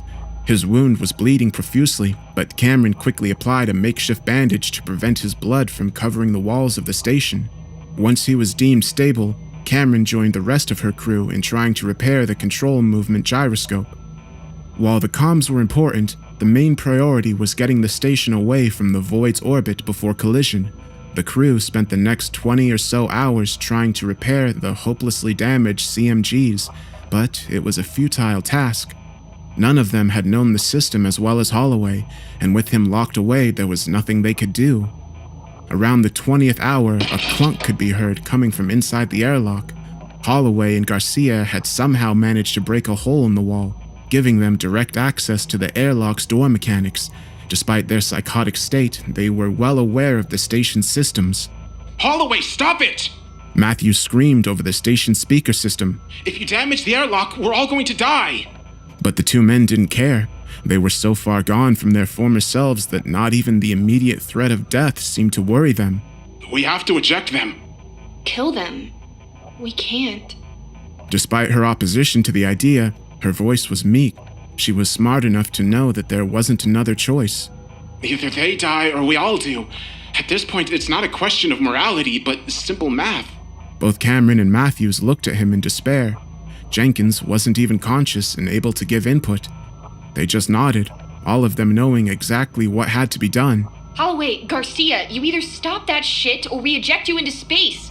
You're going to die if you don't stop it. Cameron said over the speakers, but her message was ignored. It's time. Let's just get it over with. As the next in command, I'll pull the trigger. Matthews said. Everything had already been prepared. All that remained was to input the command that would override the system and kill the crewmen. May God forgive me for this. He mumbled to himself as he hit enter. The inner airlock sealed itself while the outer prepared to open. Within a minute, the doors opened and the two men were forcefully pulled into the vacuum of space. There are many misconceptions when it comes to death by the vacuum of space. Contrary to common belief, one does not immediately freeze, nor does your body explode from the sudden change in pressure. Truth be told, death in space is one of the least dignified ways of leaving life. The air would be sucked from your lungs with a great likelihood of rupturing them in the process as the saliva on your tongue boils. Whatever's still left in your intestines would be equally removed. Within 15 seconds, you'd lose consciousness due to hypoxia. I took solace in that fact as I looked over the footage, that at least the poor astronauts weren't awake to experience their horrible deaths. The crew stayed silent for a few minutes after the ejection. None of them were brave enough to break the silence until Matthew finally realized he was now in charge of the station. The GMCs are done. We need to try to get a message out before the void swallows us, he said with a defeated voice, albeit with a hint of purpose. They only had a few hours until impact, and who knew exactly how large the hole had grown during the past 24 hours. Cameron, how are you doing? Matthews asked after a couple of hours' work. It's not looking good, but I think we might be able to get a simple message through. But we gotta be fast. We're going to lose in less than an hour. You want the honor? You're in charge now, after all. So, while Cameron and Rikers went to check on Jenkins, Matthews went on to send the last living message we'd ever received from the crew. Ground control, this is Matthews. The comms were sabotaged after Hall. After we'd listened to the message for a second time, the black void had appeared outside the window. The crew had gathered, hugging each other as they approached within mere meters of it. This is it. Rikers let out a panicked whisper. Oh God! With that, every ray of light, artificial or not, vanished from the station. A minute of yells and beeps followed as the crew scrambled to turn the lights back on, but based on everything they said, the systems hadn't gone down. The light was simply being consumed by the void. In many ways, the place acted like a black hole without affecting physical mass in any destructive way. How are we still alive? Rikers called out. I don't know. Why aren't the lights working? Is the station dead? Cameron asked. It's not just the station. Look outside, Matthews said with a horrified voice. Outside the window, there was nothing but infinite darkness, rid of any light. There was a strange tinge of blue just barely touching the surface of the station, but where it had come from, no one could say. The weird illumination created eerie outlines inside, allowing the crew to just move around without hitting the walls. Then, the fog of darkness started to fade, and the lights inside the station slowly came back to life as if the unseen force had just been removed. Once they'd secured the inside of the station, they all gathered at the window and just fell into deafening silence. I couldn't blame them, because the world that existed outside in the empty vacuum of space was unlike anything known to mankind. If I hadn't seen the footage myself, I never would have believed it. As the footage played, our offices received a call from the team running the salvage operation. They could confirm that the wreckage definitely belonged to the G.S.S.S, but there were no traces of the astronauts anywhere in the mess. They had not returned with the station. Not knowing what to say, I just redirected my attention towards the still playing footage. Wherever the astronauts had ended up, none of us knew, but one thing was certain. The astronauts were no longer within our realm of reality. They were in a nightmare.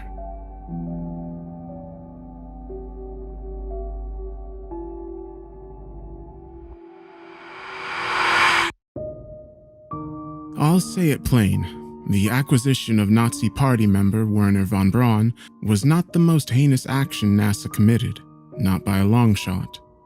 By the time I'm done here, you will not look up at the sky in the same way. I want to start off by offering an olive branch of trust. I'm not a former NASA employee, an astronaut, or some high-ranking government official on the loose. Those people don't have the time to share their findings or the wherewithal to do so.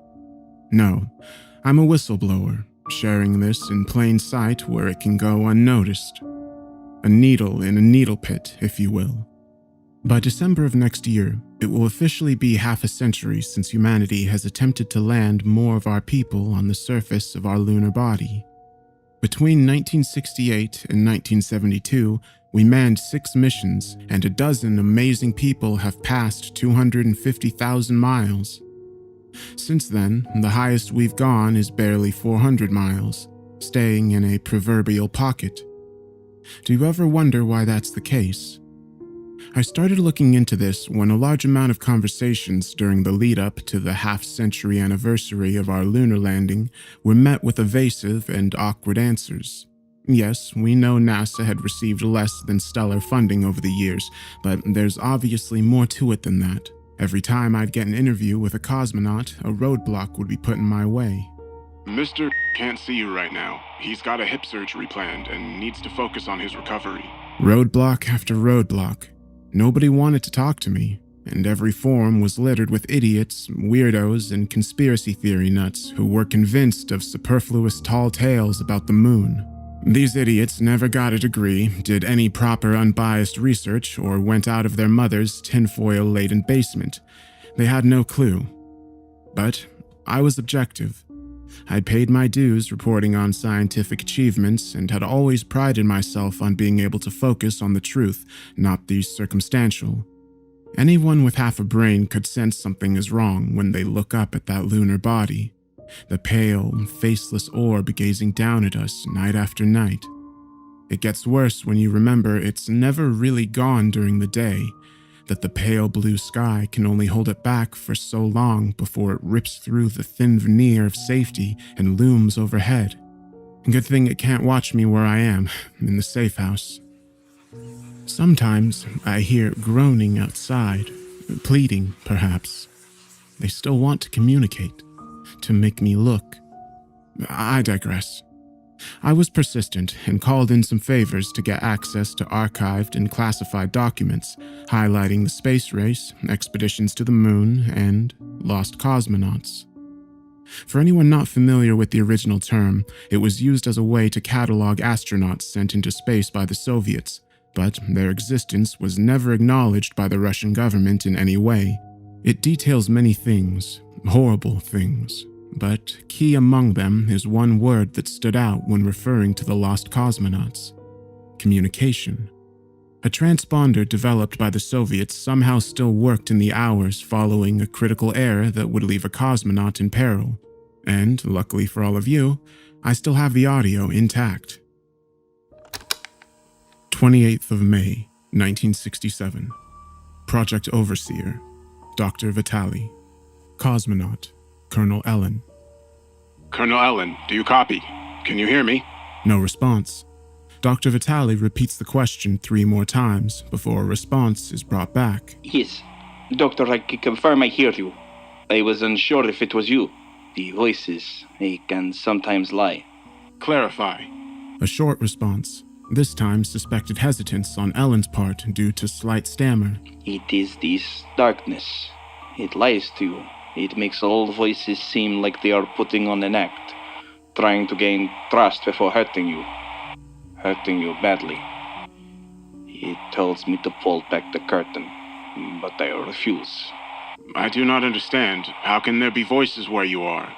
I do not want anyone from home to understand. You are still in the fog. It is to be expected. I am here to protect that sanctity. It is my job as a cosmonaut. For all of you. For the motherland? No. For all of you. Let's review from earlier. Your mission to Luna was successful. You'd landed and were due for takeoff. Said you needed fixing of the controls on Morosa 4 before a navigational issue caused a complete failure of power. Yes. And you have reported no way of returning home. Yes. Comrade, forgive the bluntness, but you do not seem to be concerned about this. Are you not worried of death? You have been up there for 40 hours. We estimate you will be dead in another day, maybe slightly more. We cannot reach you in time. There is a longer than usual pause. A small scratching sound can be heard. Doctor, you are a far more intelligent man than I, and I have things I wish to know before, well, you know. So I wish to ask you 3 questions before our time is up. I will provide any information you require in return. Of course. What do you see around you? Anything of note? Nothing. Darkness. Pure, welcoming darkness. Doctor, do you believe in God? I know there is much talk of one. Whether they exist, I do not know. How are you feeling? Is there anything you can tell us? I feel fulfilled. I am protecting. The voices keep trying to make me pull back the curtain, but I am strong. I cannot tell you anything you do not already know. The rest, I could not if I tried. Doctor, do you believe in people? Of course, Ellen. We are strongest together. Greatness comes from perseverance and from our collective vision. Why? Fervent laughter ripples through the transmitter. It does not match the vocal patterns of Colonel Ellen. Comrade, what was that? Are you well? Yeah, that was one of the voices. They found your answer amusing.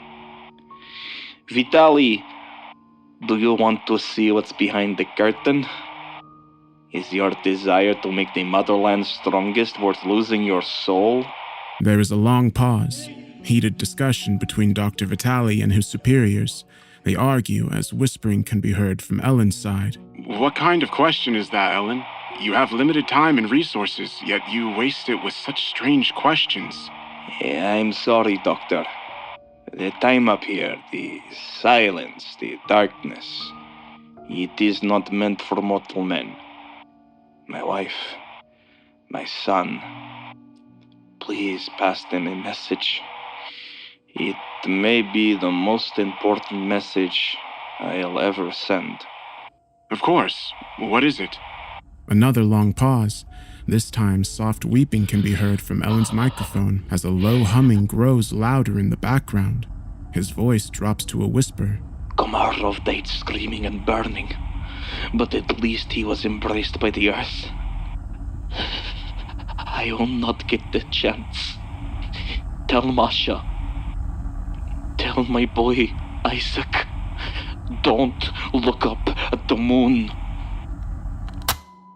Transmission concluded. Further attempts to reach Colonel Ellen were unsuccessful, and he was presumed dead on May 30th, 1967. This, on its own, is disturbing. It's been posited before that insanity can come in prolonged darkness and silences. Imagine looking all around you, a desolate rock with darkness stretching in every direction. The only piece of hope is a colorful orb that you will never get to see again. But it doesn't end there. This is simply the prelude to what they found. Something is calling to me from outside of the bunker, but it's a clear night tonight. I know better. Nothing more to do right now than carry on, right? The Soviets would launch a final expedition on August 12th, 1971. A reconnaissance job involving 3 astronauts would scope out Ellen's final location and see what they could find. The space race now long over and interest dwindling, it was hoped that a definitive find would help boost funding and establish Soviet dominance. As for the audio, I'll pick things up from the first hour following a successful landing and beginning their search. August 13th, 1971. Project Overseer, Dr. Vitali. Cosmonauts. Commander Abramovich, Pilot Vatic, and Science Pilot Semenov. Commander Abramovich checking in. Making our way to Colonel Ellen's last known coordinates. ETA 3 hours. Semenov says he sees something and wants to check it out first. Understood. Keep your wits about you, Ilya. It is unknown territory once you reach his spot. There is a short discussion, and Abramovich comes back confused. Doctor, you said Colonel Allen's ship malfunctioned with no way to return, yes? That's correct, Commander. Is there an issue? Yes, Semenov has looked at the ship. The damage done to it was man-made. There are several large dents on the outside, and the panel was forcibly ripped. Muffled murmuring from Vitaly's side continues for a couple of minutes. Abramovich clearly concerned. Doctor? It has been noted. Perhaps more answers lay with his corpse. Collect what samples you need and head to his last known coordinates. Out. 3 hours, 18 minutes pass before correspondence begins again. We have arrived at Ellen's last known location. No sign of him. We can see the Terminator, the line between the light and the dark side of the moon, about a kilometer from our position. Vatic wants to scope it out. Head for the Terminator, but be wary. Oh my god. Doctor, Semenov says he can see a cave entrance right by the Terminator. I'm moving in for a closer look. If this is true, this could be the greatest find in human history, comrade. But keep sight for Ellen's body. That is still priority. There is a long pause, and when Abramovich speaks, his voice is shaking. We found him. Requesting permission to evacuate immediately. Denied. Why would you leave without exploring his cave? What is going on, Commander? Report. Semenov can be heard trying to calm down Vatic, who is having a panic attack. Colonel Allen is in a small hole that was made by extreme force. His body has been crushed, hands are mangled, and his visor has been destroyed. His face. Oh, God. Pieces of it are missing. Something chewed off his cheeks and lips. Requesting permission to evacuate immediately, Doctor. You are not seriously suggesting there is something up there, are you, Commander? Listen to yourself. You're experiencing the same sickness as Ellen. The sight of a corpse is simply making you delirious. Doctor, all three of us are seeing the same thing. Enough. Leave him where he lays. We will discuss this soon. Explore the cave. This is too important to find to back out now. The last of our funding went into this project, and we will not leave empty-handed. Do you hear me? Vitaly smacks the desk, and the mic booms. There is a short pause. Confirmed. Moving to explore. There is silence for 5 minutes as the group maneuvers the cave opening. The cave itself appears natural, but the incline goes down and there seems to be some stronger gravity. There's some rudimentary steps. Man-made? Or some kind of creature, maybe. It goes down for a decent degree. We'll update when we see the bottom. I want photos of everything, Abramovich. Make sure that Vatic picks himself up and helps Semenov. Heavy breathing comes through 7 minutes later, and when Abramovich speaks, he is exacerbated. We found a central room. Several basic archways leading further on. But we're in a makeshift command room from my best guess. Vatic thinks that through the route we took, we've gone under the Terminator dividing the light and the dark. Now we're firmly underneath the dark side of the moon. He thinks... Doctor, he thinks we're in front of shutters. There's a button in front of us. Semenov is begging us to go back. I think we should listen. Push it.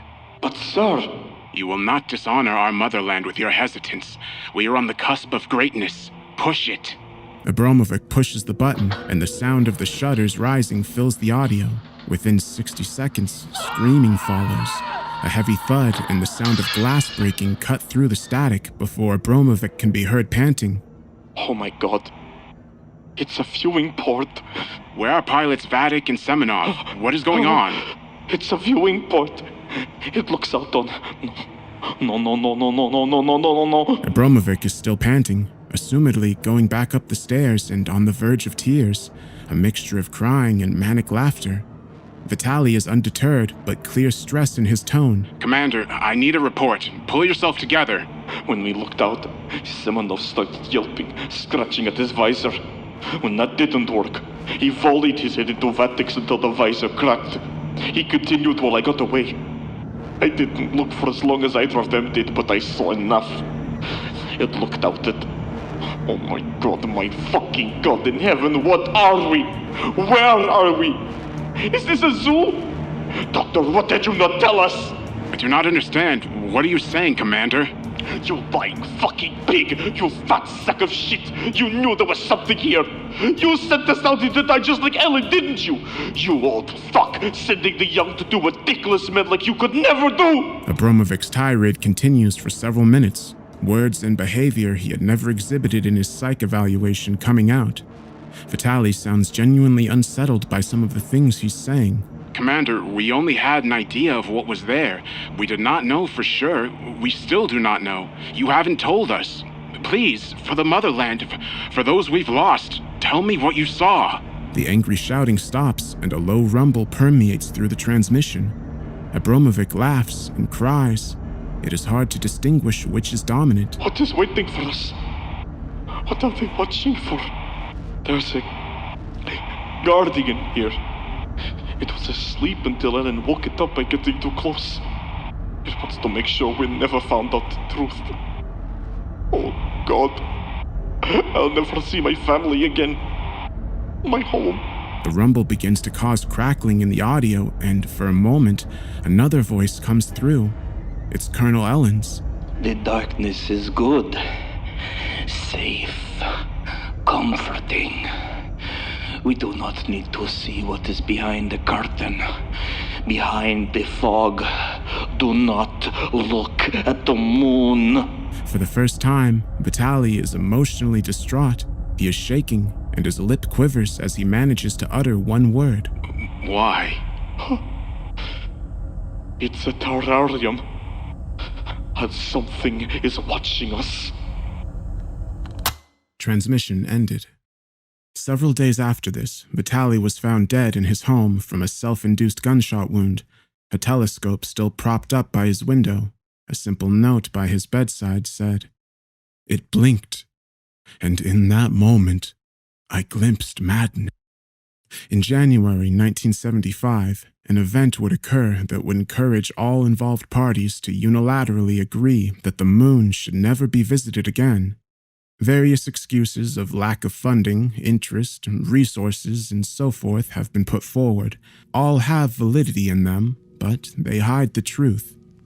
The reason I'm telling you all now, the reason I'm in my bunker and will stay here until the danger passes, I don't even know how long it's been. Much like the cosmonauts, I'm in my own void, disconnected from light and other contact. The voices I create are the only company I have. Maybe that's how Ellen felt when he realized what secrets were kept here and how important it was that he never took them back home. Perhaps anyone who stares at it for too long on unguarded nights is vulnerable. It brings with it an ugly glow, its secrets laid a little too bare for normal minds to grapple with, encouraging them silently to behave unusually, like an experiment. Which is apt when you consider the words of Abramovich and Ellen together, the statement and the question. It's a terrarium, and something is watching us. Do you want to see what's behind the curtain? We looked behind the curtain.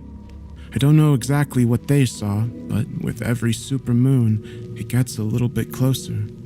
And now it knows we're aware of it. There isn't meant to be a supermoon out tonight, but something is looming overhead, speaking to people. Please, don't look at it. You don't want to know what's looking back.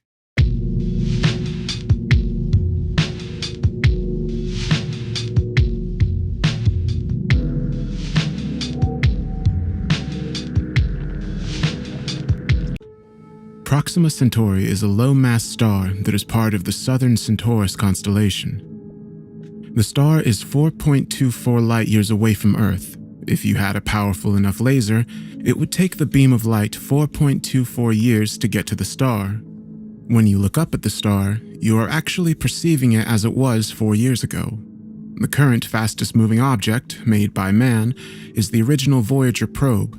It is traveling over 35,000 miles per hour, and even at such an extreme velocity, it would take thousands of years to reach the star. The only practical way to get there is via faster-than-light travel, or FTL for short. According to Einstein, a fundamental rule of the universe is nothing but light itself can go that fast. The year was 2037, and that was the year we broke that rule. But at what cost? My name is James Anderson. I've been in the Air Force for 15 years, and it's always been said I was the best man they ever had. 2 years ago, I got an invitation from NASA to take part in a groundbreaking project. NASA was always a dream of mine. As a boy, I had always dressed up as an astronaut for Halloween and read basically all of the books on them and the history of spaceflight. Joining the Air Force was the next best thing, and I ended up enjoying it a lot. I was stationed at Edwards Air Force Base as a test pilot for experimental fighters. The director of the project went by the name Dr. Robert Butler. Robert was a tall, ginger man with a brain that would make even Einstein envious. Robert was the person who personally invited me to partake in his project. I accepted almost instantly when he called, and we set up a meeting to discuss details. The meeting place was a nondescript office building in the middle of Bethesda, Maryland. Robert's office was probably the cleanest room I'd ever been in. He had a huge mahogany desk with a computer monitor that spanned almost half the desk on the corner. Behind him was a bookshelf full of books and miniature model aircraft. A pleasant autumn aroma filled the air from the incense he had burning on the other side of the room. Robert sat me down with a handshake and started. Hello, James. Thank you for meeting with me today. Thank you for having me. I'm excited to explore the opportunities in front of me, I responded eagerly. Let's get the formalities out of the way so we can get down to business. I need you to sign a non-disclosure agreement, as this project is classified, top secret. Robert slid me a thick document. As I suspected, it was the aforementioned agreement. I had signed thousands of these in the past, so I knew the drill. It basically said that if you discussed the project with anyone outside its scope, it was considered treason. I promptly signed the document with the expensive fountain pen he had on his desk, half expecting him to leap out of his seat, telling me it was a display piece only. He didn't. Passing the documents back to him and returning the pen, I thanked him and asked, So, what is this groundbreaking project you speak about? Are you familiar with the theoretical physicist Miguel Alcubierre? Robert asked with a curious expression. I have read about him. He theorized a way to travel faster than light, but that theory was disproved a long time ago, I retorted. Robert sat back in his chair and went on. What if I told you we recently revised his work and put it into practice? Another question popped into my mind. Miguel's FTL engine required significant power to function. Nothing in the world can create that much energy. Yes, James, legitimate question. The scientists at the CERN Large Hadron Collider have been able to find a way to produce large amounts of antimatter. We have produced enough for a trip to Proxima Centauri and back with a little extra, he answered. So you've built a ship? I asked. Yes, we're calling it the Trieste, after the submersible piloted by Jacques Piccard that dove into the deepest depths of the ocean. It seemed the most appropriate, Robert replied. I was humbled to be a part of something so much bigger than myself. I would have a chance to shape the future of mankind and affect many generations ahead of me. My heart started beating rapidly as I inquired. How fast does it go? According to our calculations, the Trieste has a max velocity of 32.47 times the speed of light, and you're going to be her pilot, he answered, as if waiting for this question the whole time. Before I could ask the date of the flight, he handed me a contract that outlined the whole project. Upon signing the contract, Robert set me up with living accommodations and held out his hand. I shook it and left to move into the apartment he provided for me. After I settled in for a week, Robert invited me back to a spacious conference room to meet the others who would join me on the pioneering flight. Robert called 4 people into a line, each at the top of their respective fields and eager to change history. The first I was introduced to was engineer Dr. Pravina Cook. Pravina designed and helped construct the reactor and FTL drive. She was a shorter woman, maybe just over 5 feet, with long dark hair, in her 30s. What she lacked in height, she makes up for in intelligence. The next person I was introduced to was Dr. Haruto Moon. Dr. Moon was a medical doctor. He was tall, with short hair and a suit. Haruto was recently in the running to become Surgeon General, so NASA jumped at the opportunity to invite him. Then I met the chief scientist, Dr. Elizabeth Murphy. Elizabeth was one of the most beautiful women I've ever set my eyes upon. Her eyes were like diamonds. My gaze was transfixed on her smiling face before the man next to her cleared his throat. I snapped out of it and shook her hand, and his. The man was the commanding officer of the Trieste, Colonel Edward Thomas. Thomas didn't look anything like the colonels I've worked with over the years. He was short and thin, so not very intimidating. I showed him proper respect nonetheless. Before our handshake was finished, he leaned down to my ear and whispered, "I saw how you looked at Elizabeth. That's not what this mission is about, so if you would kindly keep your dick in your pants, this will all go over smoothly." I nodded before joining him in the line. Robert handed us each a glass of champagne and gave a toast. "To New Horizons." We all clinked our glasses and socialized. The next day was orientation. We all met in the same conference room. It was that day I finally got to see the Trieste. Although it was only a render on the wall, it looked like I was looking at the real thing. At the front of the craft was a large spherical command structure, probably where we controlled everything. Behind the sphere was what looked like a communications array. Then there was the reactor, sandwiched between two vast rings. The rings were the main component of the FTL drive. Behind that, at the direct aft of the ship, were the main engines for standard propulsion. Flanking the reactor were two cylindrical tanks for the fuel. One had antimatter, and the other tank contained matter. Those two substances emit vast amounts of energy when combined. The reactor controlled that and converted it to energy. Robert began by explaining why he chose Proxima Centauri. As you may already know, Proxima Centauri is the closest star to Earth other than the Sun. This makes it an excellent candidate for this project. That's not the only reason we chose it, though. For a little over 40 years, that star has been emitting bursts of ultra-high energy radio waves. When analyzed, the signal is random in nature, basically bursts of static. Don't stars emit all kinds of waves? I questioned. Yes, James, you are correct. The remarkable thing about these ones is they happen every hour on the dot. If that wasn't strange enough, every burst is completely identical.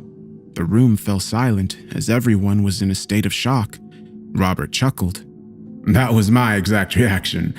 Your task is to travel to the star and use the equipment you bring along to study it and find out what causes the signals. I smiled when I saw the joy on Elizabeth's face. Stars were her area of study. Robert began answering more questions we had. Some important particulars stood out to me. The Trieste is still under construction in orbit. It will take 1.5 months to reach the star at max speed, and we are scheduled to depart in 1 year after vigorous training. Our orientation ended, and we went home. NASA put my body to its extreme upper limit over that year. I had never been tested like that, not even during my time in the Air Force. In one of the simulations, they put me in a chair attached to a spinner that spun incredibly fast to simulate G-forces. Another time, I was put in a chamber for several hours under high atmospheric pressure to see how I responded to change. After many tests like this, my shipmates and I were ready to go. Launch day had arrived. This was a top-secret mission, so the trip to the Soyuz rocket that would take us up was oddly void of reporters. I didn't have anyone to say bye to, which was one of the reasons I was selected, as there was every chance the ship could just explode. The Soyuz rumbled to life as it violently carried us up. I had never been so uncomfortable in such a comfortable seat. Eventually, the rumbling stopped, and I felt weightless.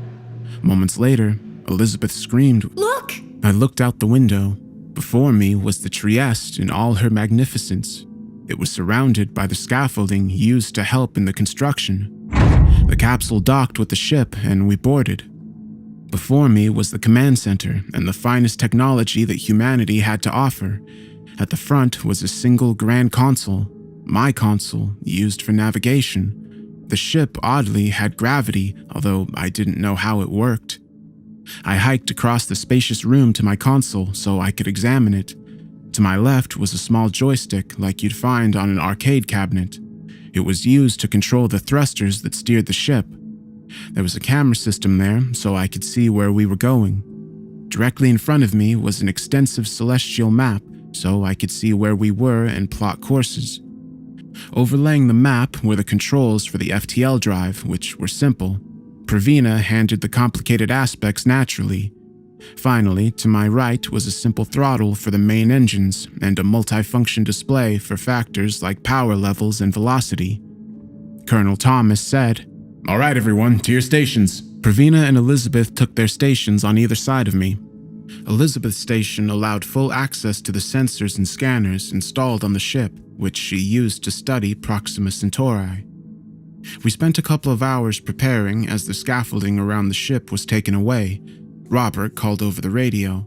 All right, everything looks good from our end. Proceed whenever you're ready. "Thank you, Robert. We will contact you when we are in position to go lightspeed," replied the colonel. "James, take us out." I tapped on my console, firing up the engines, and the ship gained speed. We could not perceive it, though, due to the artificial gravity. The ship needed to be far away from Earth in case of a disaster. On one camera, it gave me a view behind the ship, and the Earth was visibly getting smaller. Eventually, we got out of range. I cut the engines and let the Trieste coast. "We're in position, sir," I informed Thomas. He relayed the information to control. "This is it, people. Charge the rings, James," he instructed. I started the charge sequence, and the ship began to hum as the rings roared to life. Looking at the readout, I read 2 minutes to charge. 2 minutes to charge! There was an atmosphere of anxiety and excitement. My panels turned green as the coils finished charging. The colonel knew this and had a seat. After the click from his harness, he addressed the crew. "Whatever happens, you have all done this country proud. James, engage." I had the biggest smile on my face as I nodded and did as instructed. We heard a loud burst of energy. Colors dazzled our eyes as we gazed out the front window. What followed was unnerving silence. I came to my senses and studied the panel in front of me. "Holding steady at 24.5 C. We're stable," I exclaimed. A wave of relief washed over all of us before we started celebrating. What I saw out of the window is hard to explain. It was like we were flying through a blue tunnel of light. Pravina promptly checked the drive for any issues. She found none. We all congregated in the mess area for a meal while Dr. Moon examined himself and the rest of us for any negative effects of our transition to lightspeed. To his amazement, we all looked perfectly healthy. Dinner was disgusting freeze-dried chicken, or what looked like chicken and tasted like rubber. Despite the horrible cuisine, we were all happy as could be. To us at the time, we just made history. It was the life goal of every human being. We were proud. Soon, it was time to sleep for the long trip. The pods were programmed to wake us up 5 hours before we reached Proxima Centauri. Pravina checked over the systems methodically before getting into her pod. She didn't want there to be any problems while we were sound asleep.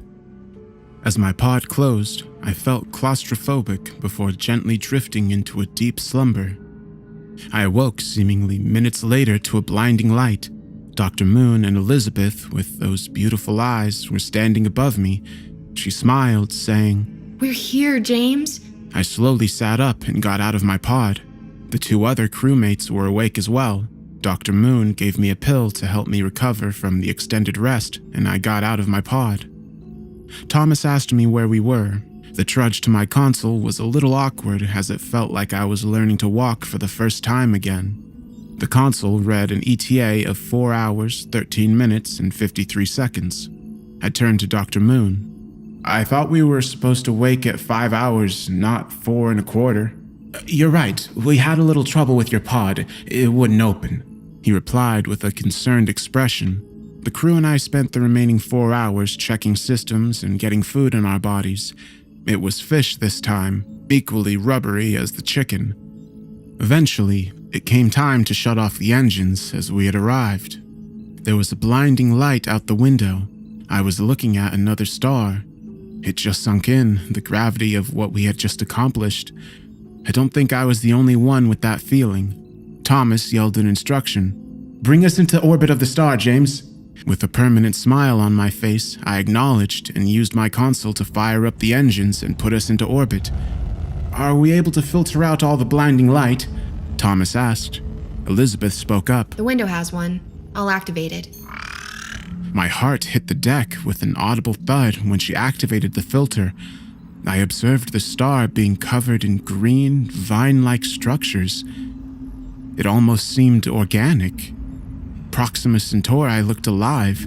It was visibly throbbing. I was terrified at the sight. "What the hell? That's not what a star is supposed to look like," Thomas said, shocked. Elizabeth tapped her panel with determination. She concluded with the spectrographic analysis that the star was indeed organic. There was nothing in her analysis that pointed to it being a star of any classification other than the blinding light that it emitted. How could we not have seen this with our instruments from Earth? I concluded it was somehow able to trick them from the vast distance. Elizabeth noted with a puzzled expression, I don't understand how this is possible. "How long until the next radio burst?" 5 minutes. She replied as she checked her panel. As we waited, I was a nervous wreck. 5 minutes came, and the radio pulse did as well. I felt a slight tingling sensation, but it was harmless.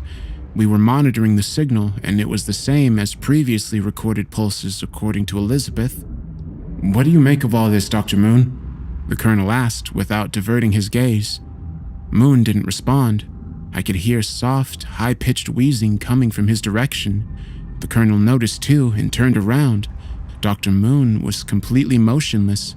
Assuming he was just daydreaming, Thompson said, "Dr. Moon!" What happened next was the most disturbing, frightening thing I've ever witnessed. That was saying something coming from a soldier like myself. Moon started convulsing violently before slowly changing into something.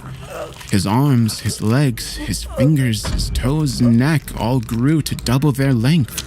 Sharp teeth descended from his gums, and existing teeth broke into sharp points.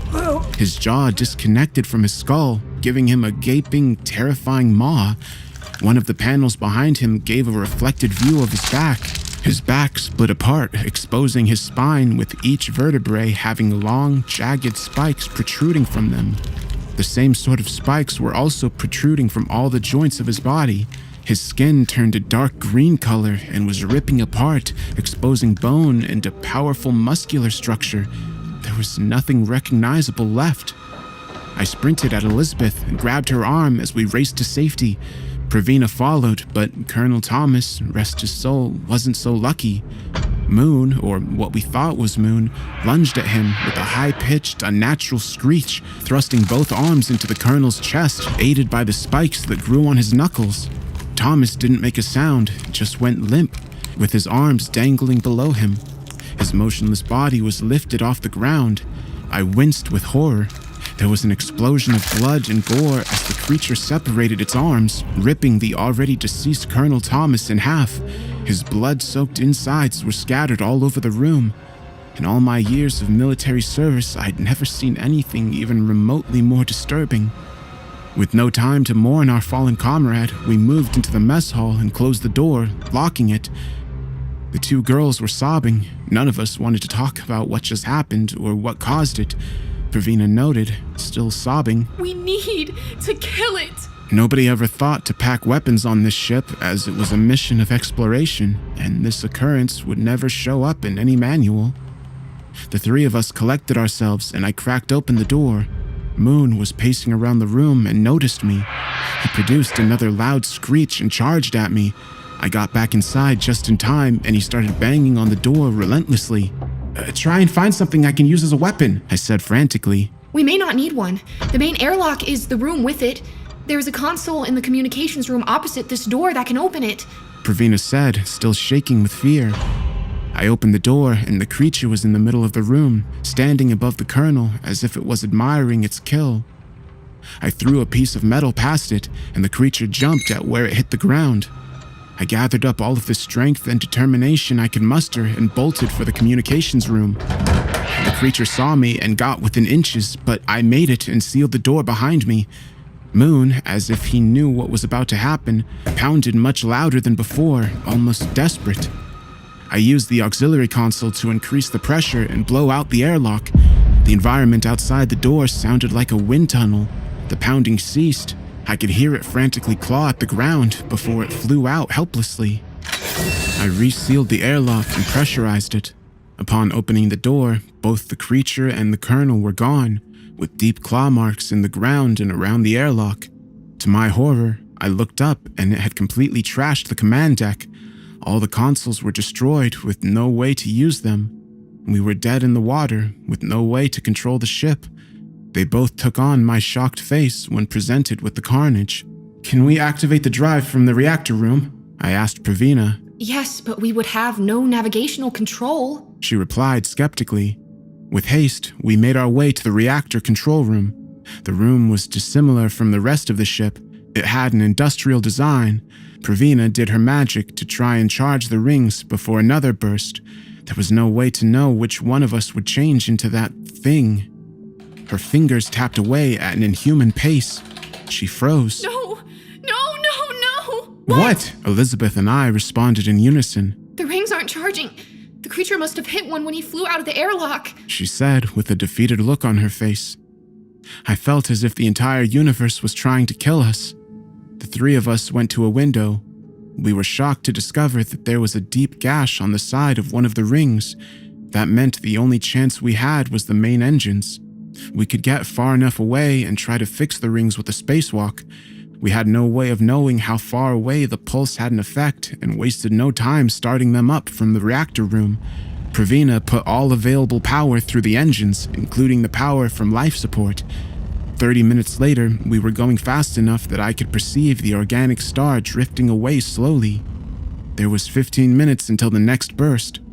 The three of us took shelter with nothing left to do and separated ourselves with doors between us, just in case we were not far away from the star. The engines were still going. We were keeping in constant contact using the intercom system. Elizabeth monitored for the burst.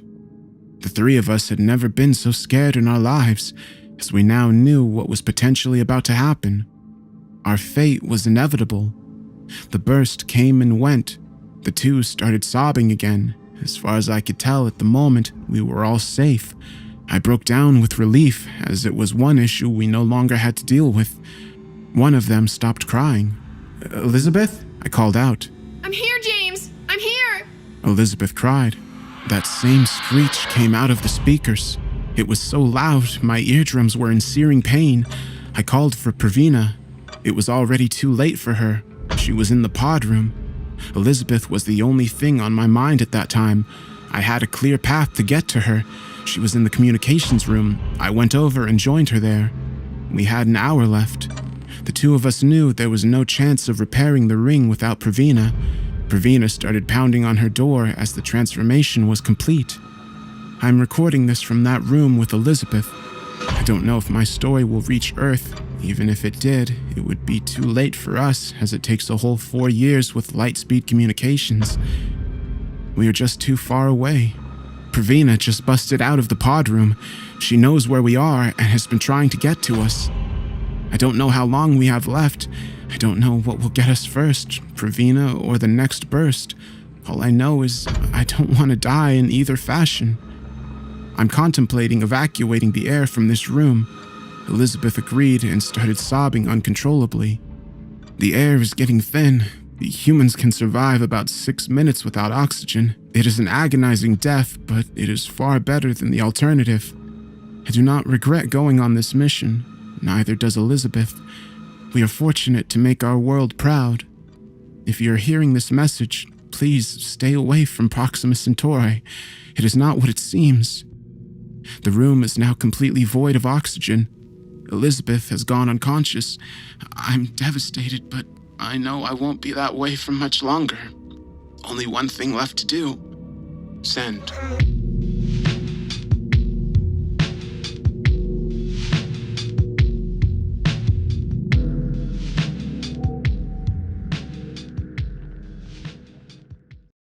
I handle extraterrestrial objects at NASA. Up until now, I've been analyzing various rocks and materials from space, with my next big project being analyzing soil samples from Mars. Over the years, the excitement of handling items from space had worn off, and my job was reduced to a simple routine I had to set up for examining and recording the features of everything that was brought to my desk. Recently, I was given a smooth piece of metal that had apparently been found floating in orbit by the folks over at the ISS. When I first examined this hunk of metal, I was intrigued by its seemingly man-made shape, like it was deliberately created by someone and launched into space. It was no bigger than a small, sleek laptop charging brick and had smooth, rounded corners like pebbles in a river. It was an interesting find, and I was a little excited to examine this object. I was surprised that it being man-made wasn't ruled out, because there's a very low chance that this device was naturally created. I was turning it over in my gloved hands when I first realized that it had a small slit on the left side. My heart rate began to quicken. Slipping a piece of paper into the slit caused the entire drive to start morphing. The metal began to melt away like chocolate and molded into a different shape entirely. Now, there was a simple circular hole on that side that, upon inspection, seemed to be endless, as I only saw a dark pit no matter how hard I looked inside. I backed away from the device as I realized that I was working with technology so advanced it was beyond our understanding of physics and chemistry itself. This needed to be taken to the higher-ups immediately. Somehow, through the whole process of getting this out of space and onto my desk, no one had realized that this metal exterior hid technological components inside. It also explained why this hadn't yet been taken away by shadowy government organizations. The device had stopped moving and lay still on my table as I stared at it. On one hand, I knew this was well beyond what I could deal with. On the other, a strange curiosity urged me to investigate it just a little further. Perhaps I could find out what it did. It took me hours to get beyond that development. Every time I pushed something through that hole in the side of the device, it would promptly begin to reshape again, until the hole closed in around the inserted object and matched exactly to its shape. It would then whir for a few moments, seeming like it was examining the object, and then spit it out completely, with the metal reshaping into the same original slit.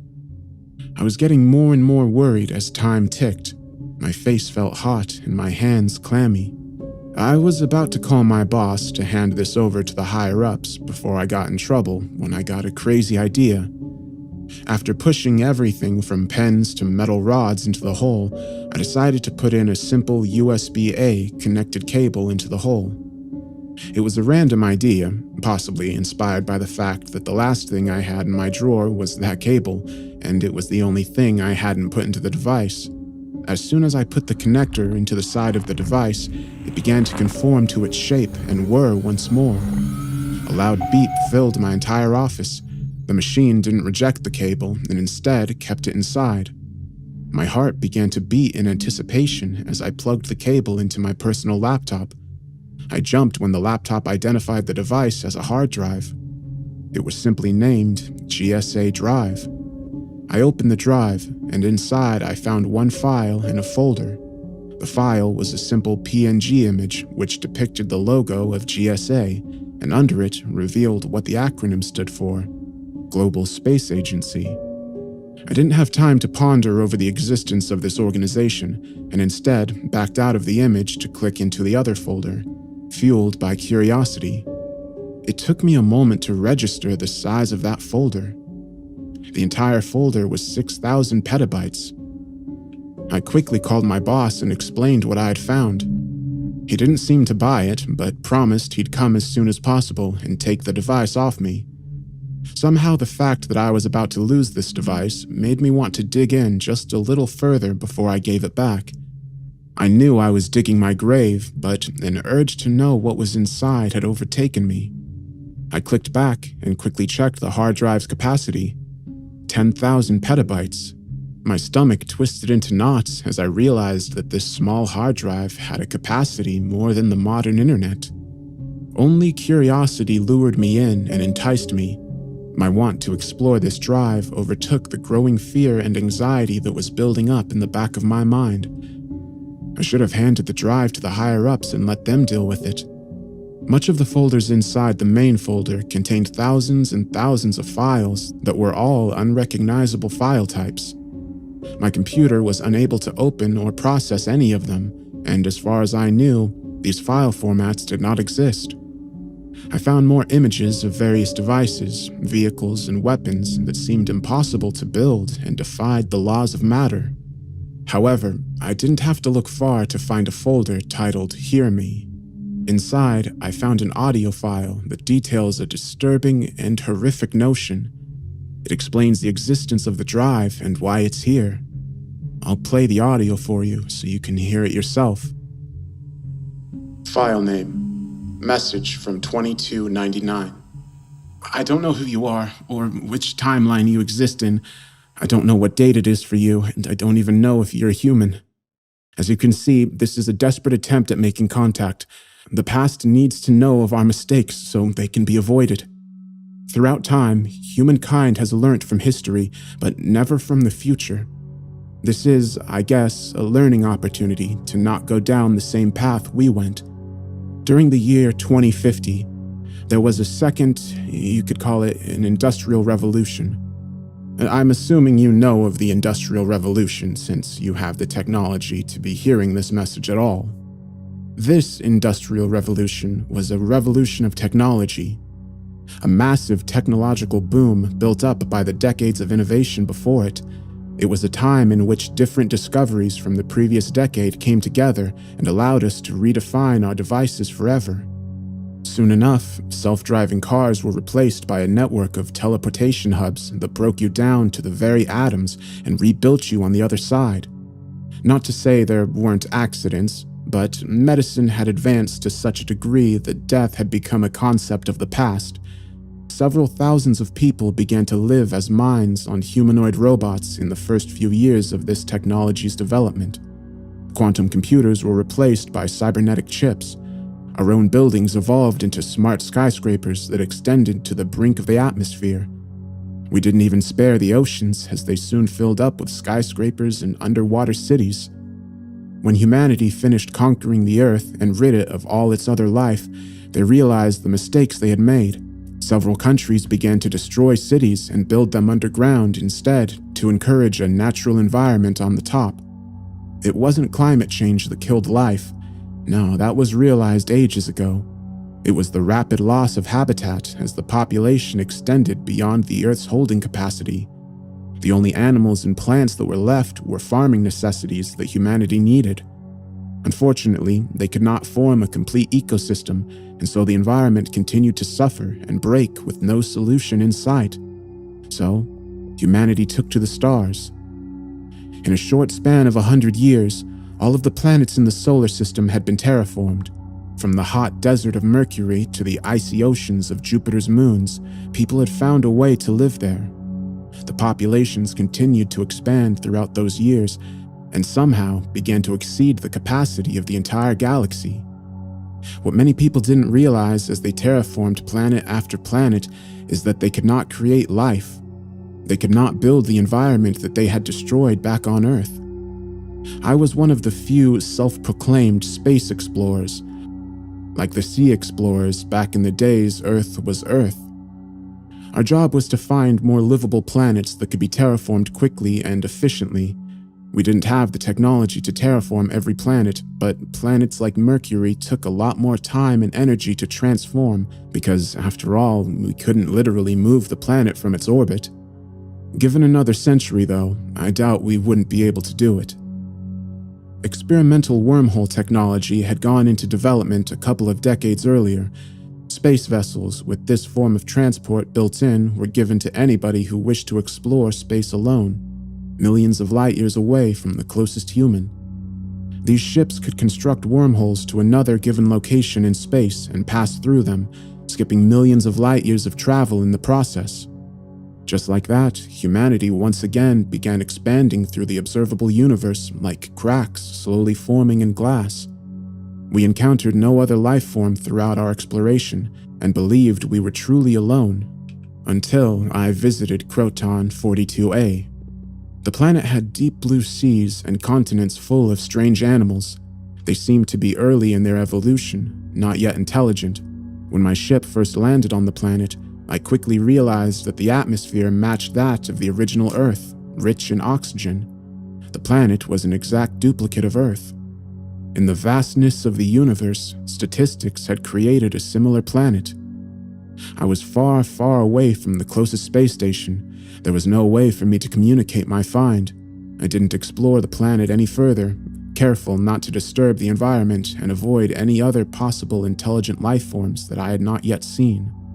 Instead, I collected samples from the area that my ship had landed in and promptly left, making sure I sterilized my entire spacesuit in the sterilization room. I took the samples back to the closest human settlement, and after that, news spread like wildfire.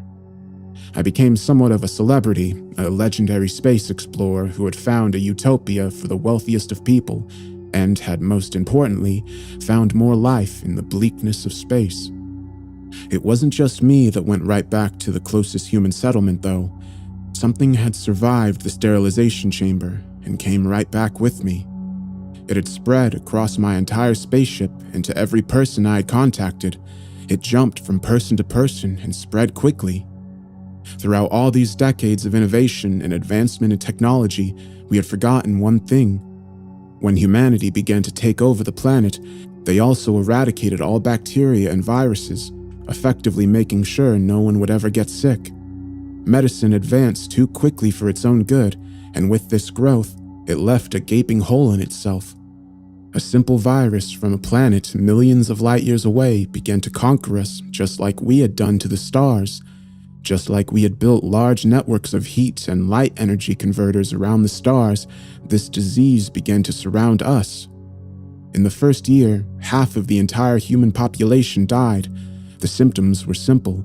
The patient's skin would begin to slowly turn blue as the days passed. When the skin had turned completely blue, it would shrivel before the entire body would be unable to hold water. The patient would die a sudden death from dehydration. Whole settlements collapsed into anarchy as people fought for food and resources. Military groups formed and attacked in mobs, stealing resources and food. Wars erupted across the intergalactic utopia humanity had created for themselves and brought buildings to the ground. Nothing could stop it from spreading. We didn't even know how it spread. It seemed to do it through all ways possible. Scientists studying patients began to die, and there was just no way to study the virus without becoming infected yourself. The wealthiest of people began to buy out expensive spaceships to quarantine in, but they were soon attacked as all order collapsed.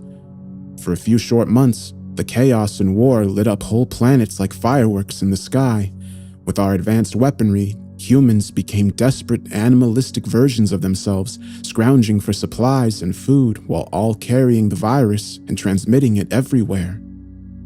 Throughout all of this, I remained alive. I didn't show a single symptom, and somehow the virus had just passed through me. I took my ship and moved away from major human settlements to protect myself, while still listening in to broadcasts and messages from everyone. I watched digitally as entire human settlements went empty and infrastructure began to decay. The population had shrunk until it was confined to just one planet, Earth, the only planet that had not recorded a case of this virus. A small government had protected the planet amongst all the intergalactic chaos.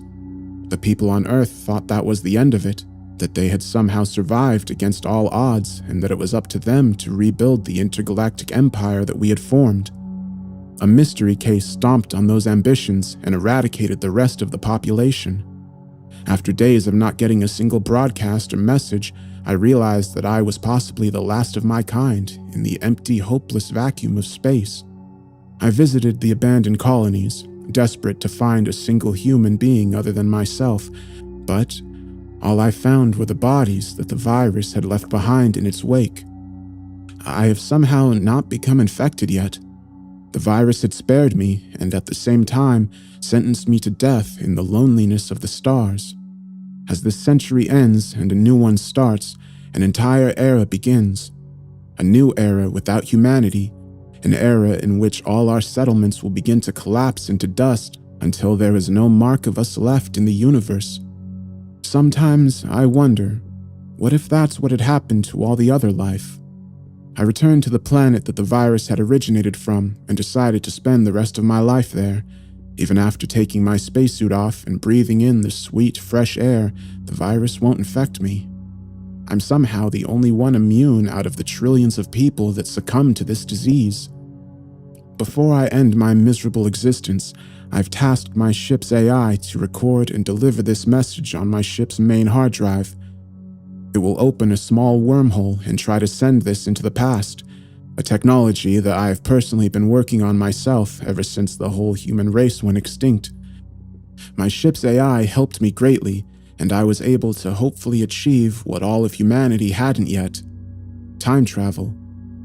If you are hearing this message and the date is somewhere around the early 21st century, it means that my time-traveling wormhole succeeded and that I have long since died. Well, in your time, I don't even exist yet. Please, spread this message around as much as you can. Give it to everyone. Learn from our mistakes. Protect the planet. Take care of it. It is the only home we have in the deadly, inky black sea of stars. My eyes were brimmed with tears as I finished hearing the message. Deep down, I knew it was genuine. I told my boss I was joking with him and took the hard drive for myself.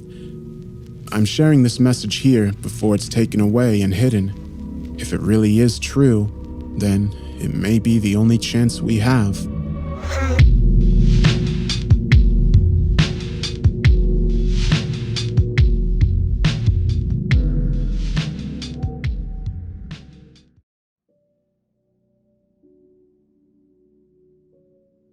My name is Dr. Stephen Ralston, researcher at the Martian University of Creven.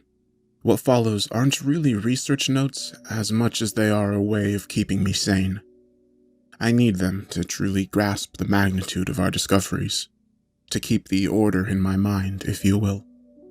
For as long as historians could remember, humanity had been looking for their god, but to no avail. Despite several millennium of searching, no deity was ever found. This never became a real issue, though, until the late 22nd century, when we invented the ships needed to explore space outside of our own solar system. The telescopes required to truly peek far beyond the universe, and technology allowing us to drill deep into the Earth. Humanity had turned their eyes to the skies, and to the planetary depths to look for answers. Neither heaven nor hell was ever found, however. Throughout the 23rd century, the disappointment grew, and a new church rose. Their priests preach about a dead god, believing that ours had somehow died. The religion had its major breakthrough in 2267, and by 2300, they had already converted over a third of the people to this new belief. The necrotic church had more power than it could ever need and grew stronger every year. My story begins a good 20 years later, however, with me waking up for another day of research, aimed to find a definitive answer to the age-old question: where is God? I refuse to believe he died. August 24th, 2322 AD. I decided to visit the observatory today. My research had been stale these past few weeks, and I felt I could use some new insights. There's only so much one can learn from the history books, after all. It always strikes me as odd, though, whenever I talk to the scientists here, how we still have not discovered intelligent life. This in spite of our technological prowess and our planet-colonizing habits. I felt it would be a solace, though. I guess I just don't want to be alone. Probably goes for all of us. To be honest, I would already settle for a few ruins, some scriptures perhaps, anything but the animalistic species that dominate every habited planet we've come across. I digress. There actually was an exciting new discovery made, which my colleagues there told me about. They had discovered a new species of gaver-like creatures, albeit with much more flexibility in their claw-like fingers, deep in the bush forests of Titan Major. Apparently, the beasts had exhibited an irrational fear of the explorers, but that was not the strange part. Although the creatures, Vidin's Titan Arashiro, displayed no exceptional cognitive ability, they had somehow crafted numerous human-like statues out of the thin wood found there.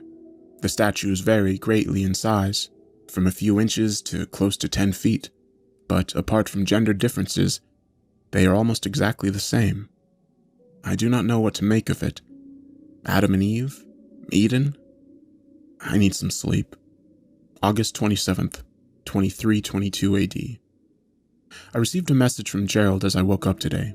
He urged me to call back right away. Apparently, he had been trying to reach my cell all night, After all those years, he still did not remember that I cannot sleep with that thing turned on. Not that it mattered much these past few nights. My research will not let me sleep, and even if I do fall asleep, I have to face the nightmares. I will not be writing those down here, however, as it is best I just forget them. But I digress. Eager to catch up, I called Gerald during breakfast. I did not think too much of his calls during the night back then, for he had done so before. "Good morning, Dr. Starr. I hope you slept well," I began. What? Are you alone? He promptly interrupted me. Yes, I am." Good. Well, Dr. Ralston, I have some good news for you, he said, sounding like his old self again. If they have not brainwashed you yet, of course. "They do try," I laughed. "What news do you have?" You should come back to Earth, Stephen. At least that church does not control everything here yet. He explained to me how there was a whole community of like-minded scientists in Tokyo, some of them atheists. Gerald gave me a contact number of one of the Martian members. From what I understood, the scientists were split into two research groups. One branch aimed to find heaven or any sign of God in the galaxy. The other held on to the belief that God lived inside all of us. It is a shame.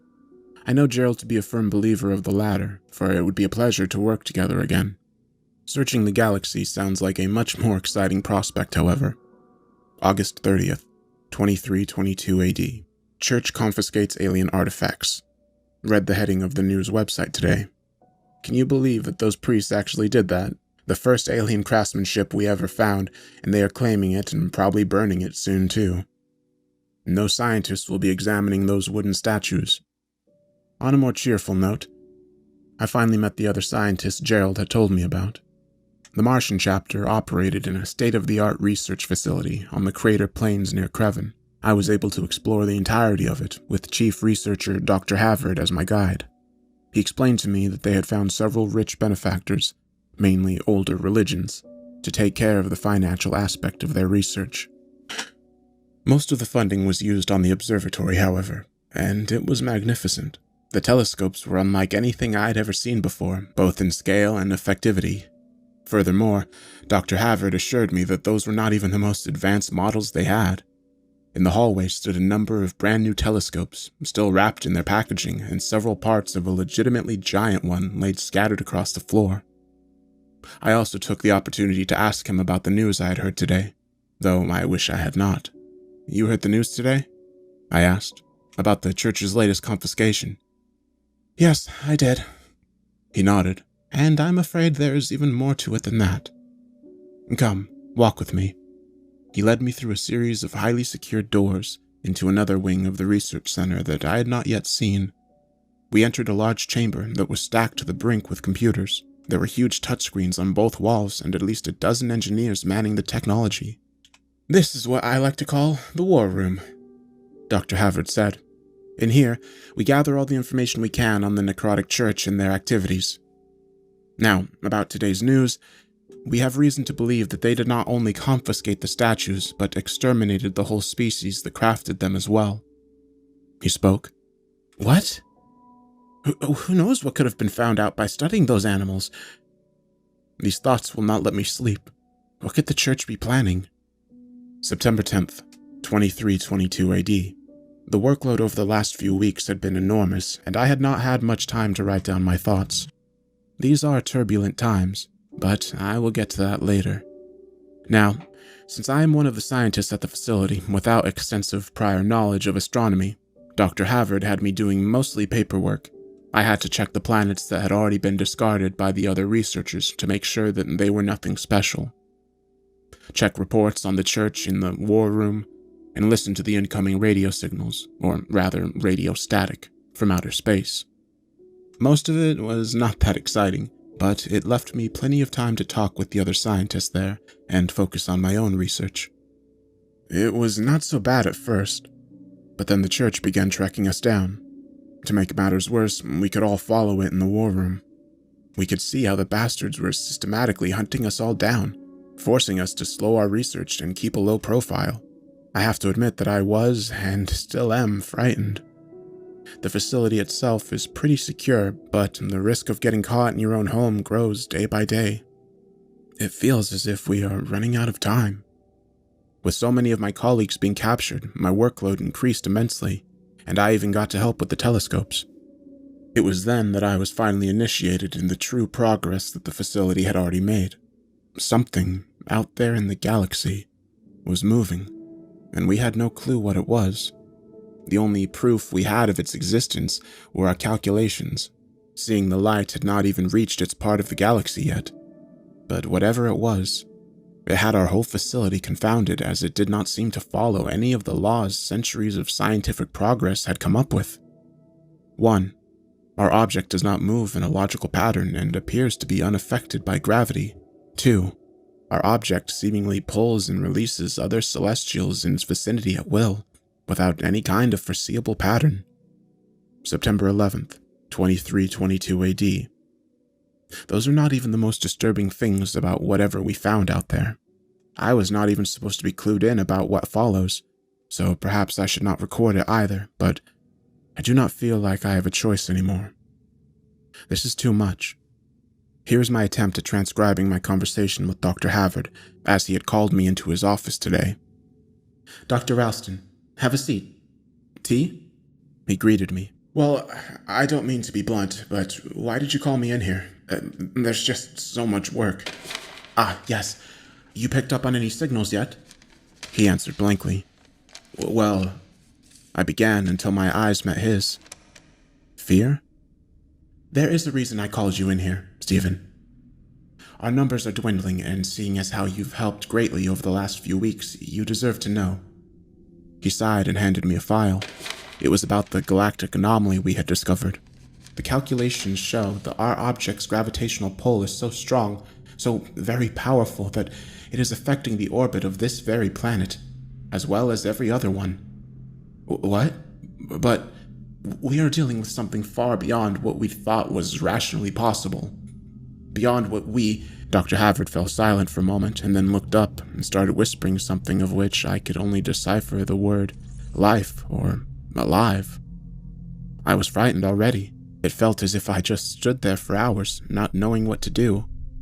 The man simply stared at the ceiling with a creepy, blank stare. I had finally managed to open my mouth as he looked at me again. "We found God," he whispered. "We did." Isn't that a bit rash?" I answered, shivers running down my spine. "No, we did." His eyes were full of steely conviction. "And he knows. It's all in the file. How the light has stopped moving towards it ever since we discovered him. We still can't see further into that sector of space than we could 4 months ago. That can't be right. It is. But there's more." He grabbed the file out of my hands and began flipping through the pages. "Here, at exactly 10:06 a.m. yesterday, his movements ceased being random." His eyes grew wide. "But he's coming. Our Lord's on his way, and we are not prepared." I must remain calm and focused. I must be calm and focused. I am calm and focused. I am so... Am I? September 12th, 2322 AD. As was to be expected, I barely slept tonight. In the morning I could not get up, though, and it was not until noon that I finally admit that I would not find the answers in my own home. So many questions kept rushing through my mind as I checked my email during breakfast. Surprisingly, Gerald had sent me a document overnight without any further information. Experiment TZ-2322-0518. Executed by Dr. Reynolds, Dr. Steyer, Dr. Colbrelli, and Dr. Zing. 9:30 a.m. Subject heavily sedated and strapped to operating table. Subject expects to receive a routine cosmetic procedure in order to ensure the experiment goes as planned. 9:41 a.m. Subject's cranium carved open and electrodes applied. Shocks are being applied at regular intervals. Subject displays no visible signs of stress or duress and appears to have entered the desired semi-comatose state. 10:18 a.m. Subject grunts and mumbles intelligibly. Intensity of the shocks is being amplified. 10:34 a.m. Subject's rambling loudens and twitching occurs. Shock strength is being ramped up again. Dr. Steyer's protest is denied. 11:06 a.m. Subject suddenly stops moving and goes silent. 11:13 a.m. Subject's heartbeat has dropped noticeably over the past few minutes to an astounding 7 BPM. 11:16 a.m. Subject's heartbeat drops below 1 BPM. Electrodes being turned even higher, nearing maximum output. 11:18 a.m. Subject starts moving, and I strongly feel that all experiment TZ-23220518 points towards us having found a way to an hypothesis that is supported by all previous TZ line experiments. I was not sure what to make of it. Why did Gerald choose to share this? It was interesting to finally read some of his research, but mostly everything was classified anyway. Not to mention that I had no clue what good such experiments could do in our search for the deity.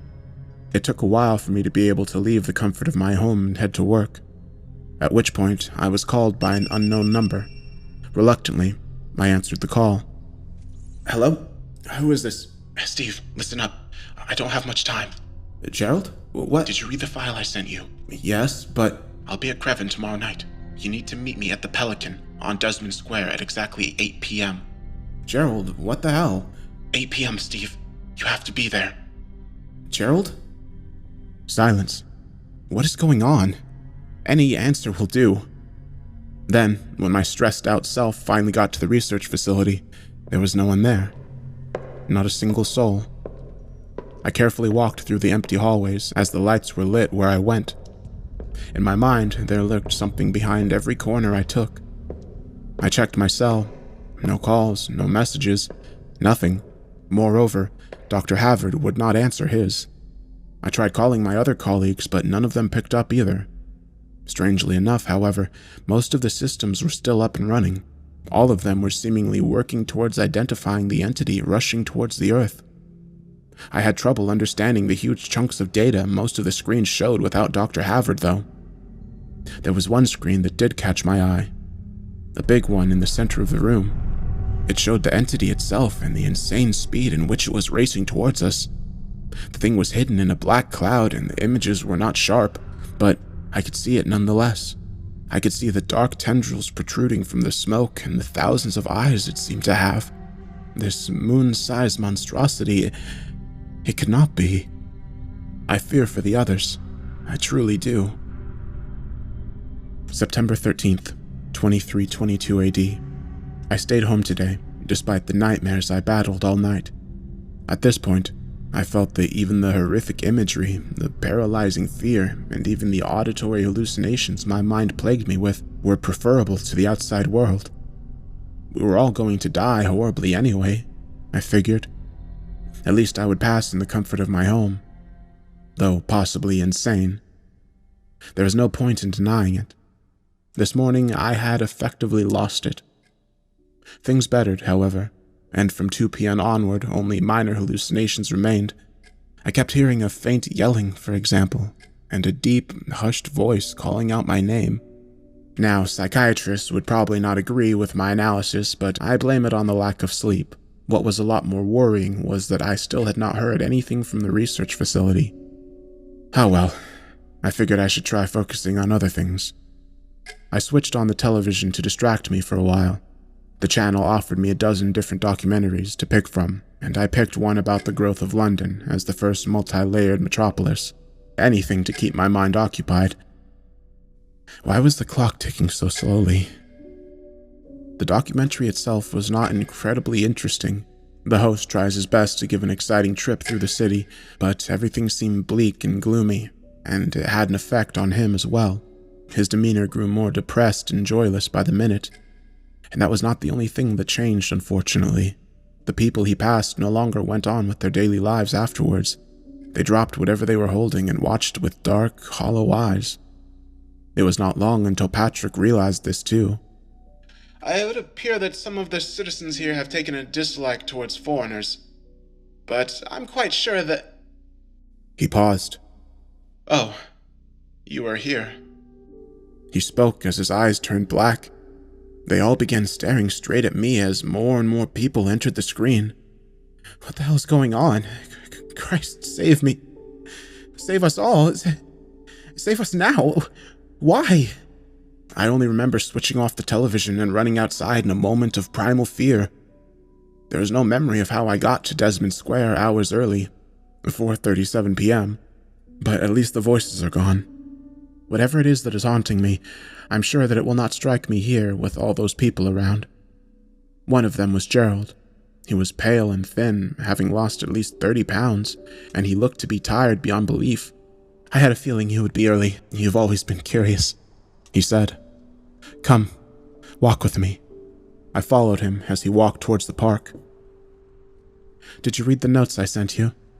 They're important, but horribly incomplete, as you could probably tell. I want to tell you what we found, because someone has to know.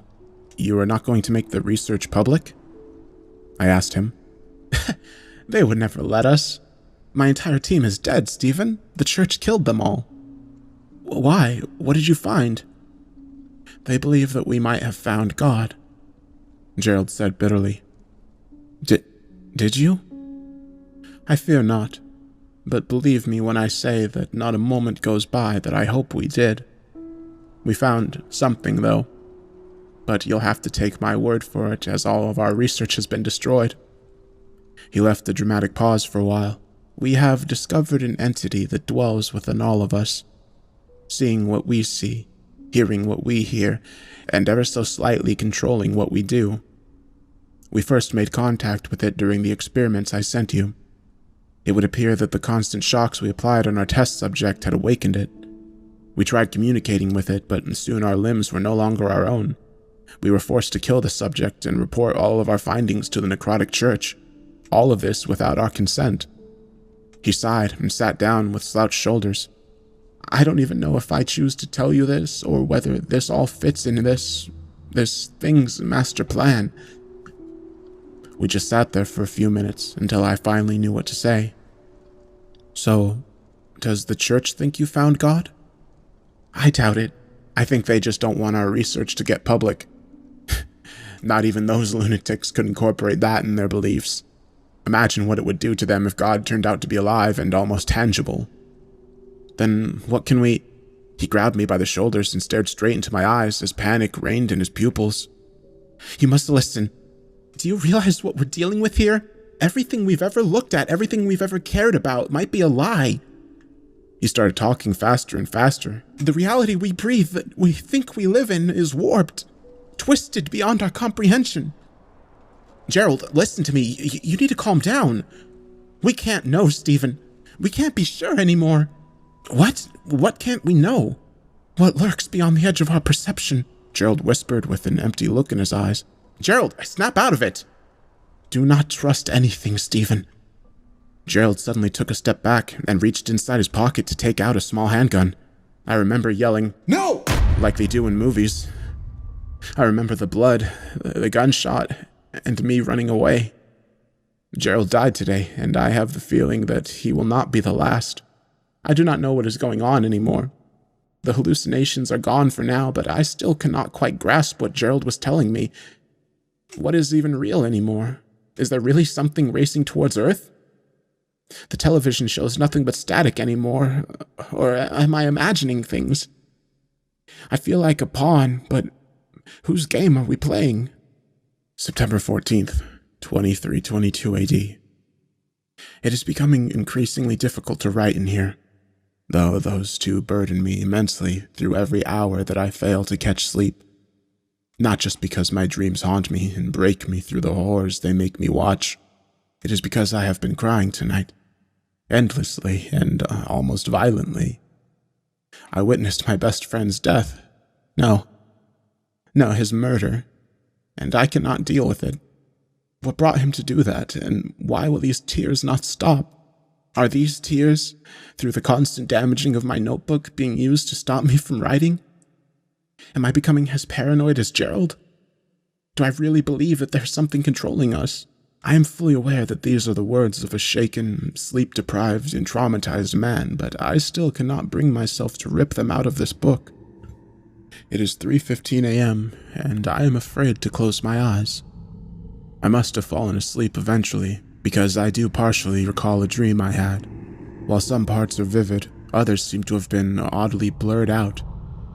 Is there no place that I am safe? My dream began with me standing in the middle of a field, surrounded by a tall brick wall a few meters away from me. It was night, but I could see no stars. I took a few uneasy steps when the wall started shifting. Bricks were constantly being added on top, while others were removed just as fast. It was not long before holes began to appear in the wall, though, places where the bricks were disappearing too quickly to be replaced. At first I could see nothing but darkness through these holes, but then I began to notice the blackness. There was something out there removing those bricks and destroying my walls. A creature so very dark that it stood out like the brightest star in this otherwise starless night. I felt fear like never before as I slowly began to define its shape.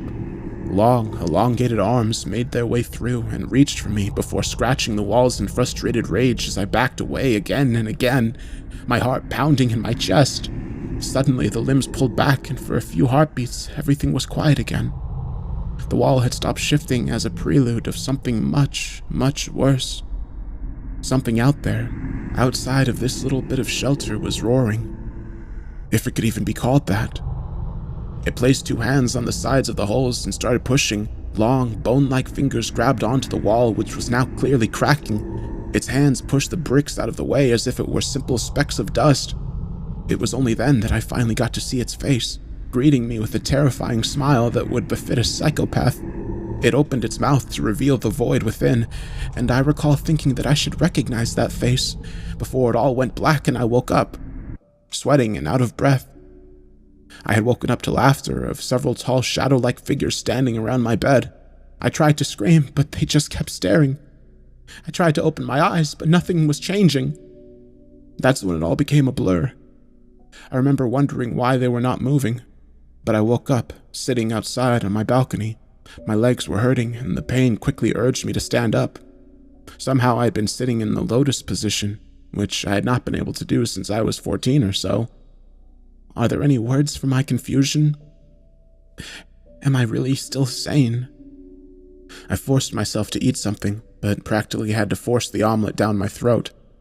The dream still spooked me, and I felt like my mind had finally been damaged beyond repair. My continuing headache only served to reinforce that statement, and was as if lightning split my forehead, as if my head was desperately trying to adopt my newfound madness. Although one thing was crystal clear. I could not let it consume me. The visions, the dreams, the disappearances, Gerald's suicide, all of it had started with the discovery of Dr. Havard's God. Not to mention the discoveries that Gerald's team had made, or had they just been crazy talk? I had to connect the dots. There had to be some sort of reasoning behind all of this. Reluctantly, I decided to go back to the research facility to gather more information, all the while wondering why I was not more shocked by everything that had happened. I just felt numb. Arriving at the facility was no boon for my sanity either. Strangely enough, everyone was there again, and I was greeted by one very excited researcher, Dr. Stone, according to her name tag, who talked to me with seemingly limitless respect. She told me that Dr. Havard was looking for me, and other researchers gathered around as she was speaking. They all held their distance, and all of them, even ones I had worked with before, stared at me with reverence in their eyes. I felt confused and oddly self-conscious. Hey, guys, I hope the research is still going strong, I said, and they seemed satisfied with that. I tried to shake off the weirdness as I made my way to Dr. Havard through the least busy hallways. There were still 0 answers. Just 2 days ago, this place had been abandoned. I shivered as I knocked on Havard's door. Steve, good to see you. Let me get you some tea. Dr. Havard pulled back a seat for me and immediately put a hot cup of tea in my hands. Perplexed as I was, I could not help but notice that he had put me in his own very comfortable desk chair, which had been specifically made to ease the strain on his aching back. Meanwhile, Dr. Havard sat on the ordinary office chair, usually reserved for guests. I could see the reverence in his eyes as well. What was going on? It was a question I found myself asking all too much these past few weeks. I had to try and get my answers. Why have I not heard from you? This place was abandoned just 2 days ago. He nodded thoughtfully. Yes, we were receiving our visions too. Our Lord really did make it all clear, didn't he? Our Lord? I asked him, shivers reaching down my spine. Yes, don't you? He smiled. Forgive me. Our Lord already said that you might still be somewhat shaken and confused from your own revelations. We were not expecting you until tomorrow. You all had those visions too? Those dreams? Everyone here had them? Well, I don't think they were exactly the same. I saw some very personal things, and I'm sure others did too. We rarely talk about them, but I feel that they contain the same message overall. He hesitated, and I looked as if he was trying to muster his courage. Was he afraid of me? Would you mind if I asked about your visions? What? My apologies. I never meant to offend you, he said quickly. It's just that, well, you're his prophet, right? I was dazed. Why me? Why was that thing doing that to all of us? It explained the awe they regarded me with, but left me in the dark otherwise. Suddenly, my head seemed to split in half as I heard a deep, loud voice echoing through it, an imposing voice that could only be described as ancient. You've finally come. There were times that I doubted if you'd make it, but you've arrived where you belong. The voice said, and I looked at Dr. Havard, who was looking ecstatic. You are to be commended. The other focused the brunt of his assault on you, but you didn't fall, and you didn't break. I was wise to choose you as my prophet. This is unreal. I struggled to speak. What are you? I am God. Listen and heed my words, prophet. There is a lot to explain.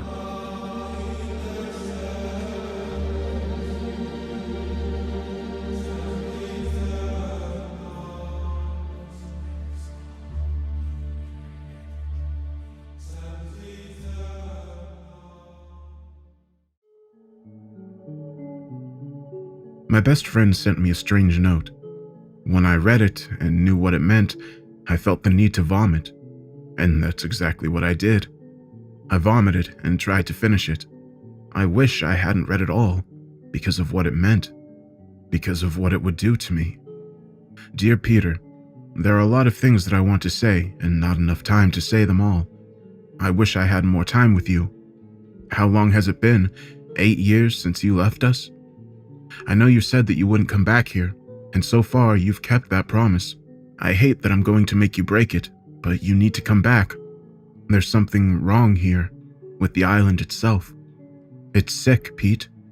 The entire place is dying, and nobody is willing to admit it. They keep sending out flyers and brochures encouraging tourists to snap a picture from that damn canyon, but nobody seems willing to admit something about that place is just wrong. You knew the truth, Peter. I think that's why you left. But you need to come home, please. This place needs you. I needed you. It's too late for me, though. Too late to stop what has happened. So don't do this for me. Do it for everyone else. We need you, Peter. Sorry again for interrupting your life. Macy. I probably reread it 3 times, trying to convince myself that I was wrong about what it implied. But I've known Macy since grade school. This wasn't just a plea for help. This was a letter saying goodbye. I crumpled it up, then pulled up social media to confirm my fears. Macy had drowned the Sunday before. Nobody had bothered to even send me a notice of the funeral. That made sense, though, considering that I hadn't been home in a while. Macy was off by 2 years, I thought. This September marks a full decade since I left the little fishing community of Grey Fork. I debated what to do next. I could have simply ignored her letter, kept living my own life here in Illinois, and not worrying about the life I had back there, but her letter disturbed me because of its contents. The canyon. Most people don't know much about Grey Fork Island, except one key detail that our councilman had promoted like crazy since it happened. A large crater on the south side of the island is claimed to be the site of a UFO crash. Yeah, you heard it right. UFOs, aliens, the whole 9 yards. Our community thrives off of that nonsense, and it's done that for nearly 30 years. My grandfather, when he was alive, said that the impact occurred during the late 1910s. World War I was coming to a close, and most people were so focused on the European scene that a strange event in Midwestern America was small news. According to him, an object was seen by local fishermen off the coast of Grey Fork on the evening of November 13, 1919.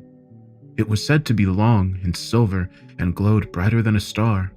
At a nearby military outpost, General George Aylesbury gave the order to shoot the object down. And that's exactly what happened, Grandpa said. The UFO was struck and crashed on the south side of the island, creating a canyon that is now affectionately called Colton's Crater. Colton Ward was the first person on site to evacuate the canyon before the military swooped in and quarantined everything. Colton claimed he saw two massive gray-skinned creatures emerge from the silver capsule. But then the army pulled him away and covered it all up, or so the story goes. When the public was allowed access to the site again, almost 6 years later, there was no UFO or any evidence to suggest anything had crashed there in the first place. Colton turned it into a tourist attraction, setting up a shop and a photo booth, and even a restaurant. It stayed in business and kept Grey Fork afloat during the Great Depression and World War II. However, in the late 50s, astute miners realized quickly that the site was riddled with radioactive material. And because the contents of the crater were considered so dangerous, the south part of the island became no longer accessible to the public. Decades passed, and no one knew the exact details, but eventually it was decided that the levels of contamination were not considered lethal as long as no one remained at the crater for a long time, and so the tourist trap was reopened, and Grey Fork flourished again. If I was a betting man, I would suggest that palms were greased to get the legislation passed.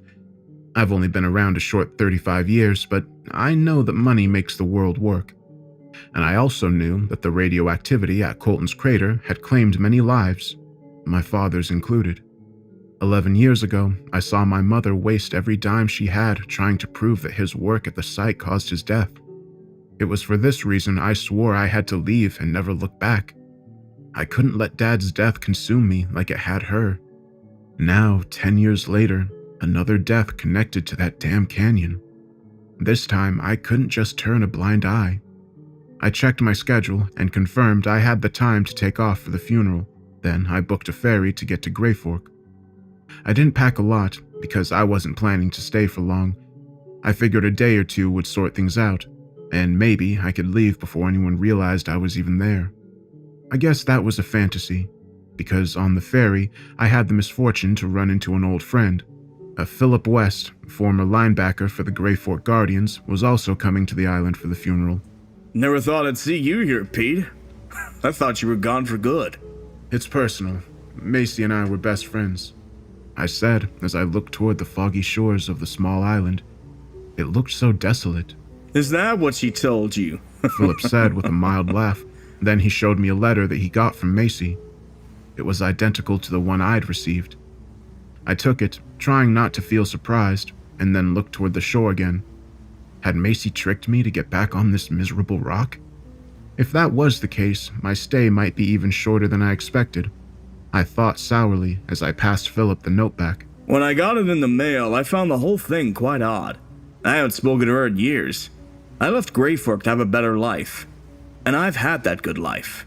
I got a wife and kids, a nice paying job. This place doesn't even cross my mind. Macy's note was a shock to the system. How did she even find my address? And why was she asking me to come back to this dumb old island to investigate a strange canyon? It makes no sense, honestly. I hated to admit that I hadn't considered all this before I left home. Philip was coming here to get answers, and I considered asking him if we should work together. But I never did get along with him, and I wasn't planning on making amends now.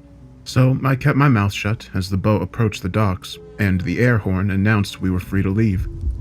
As I grabbed my bags, it began to rain, soaking my body as I ran toward the bus stop. Grey Fork only had 2 bus lines 10 years ago, and from the looks of things, not much had changed. I stood there in the storm, debating if I wanted to ride a bus alongside Philip West. Then I saw a man holding a placard with my name on it, standing next to a black Honda SUV. I couldn't help but walk over to them, surprised that anyone would be expecting my arrival. He opened the door to the car, and I found myself staring at the current owner of Colton Canyon, and one of my old girlfriends, Jennifer Ward. Get in, Pete. We need to talk. I didn't argue. I was mystified as to how she knew I would be here, but it didn't take long for her to reveal what was going on. I see that you got Macy's letter. I got one too, by the way. Everyone that knew her did, urging us to come here to Gray Fork and check out what happened in that canyon. Jen told me as we drove away from the docks. Everyone? How many letters did she send? Over the years, a lot of people have left this island.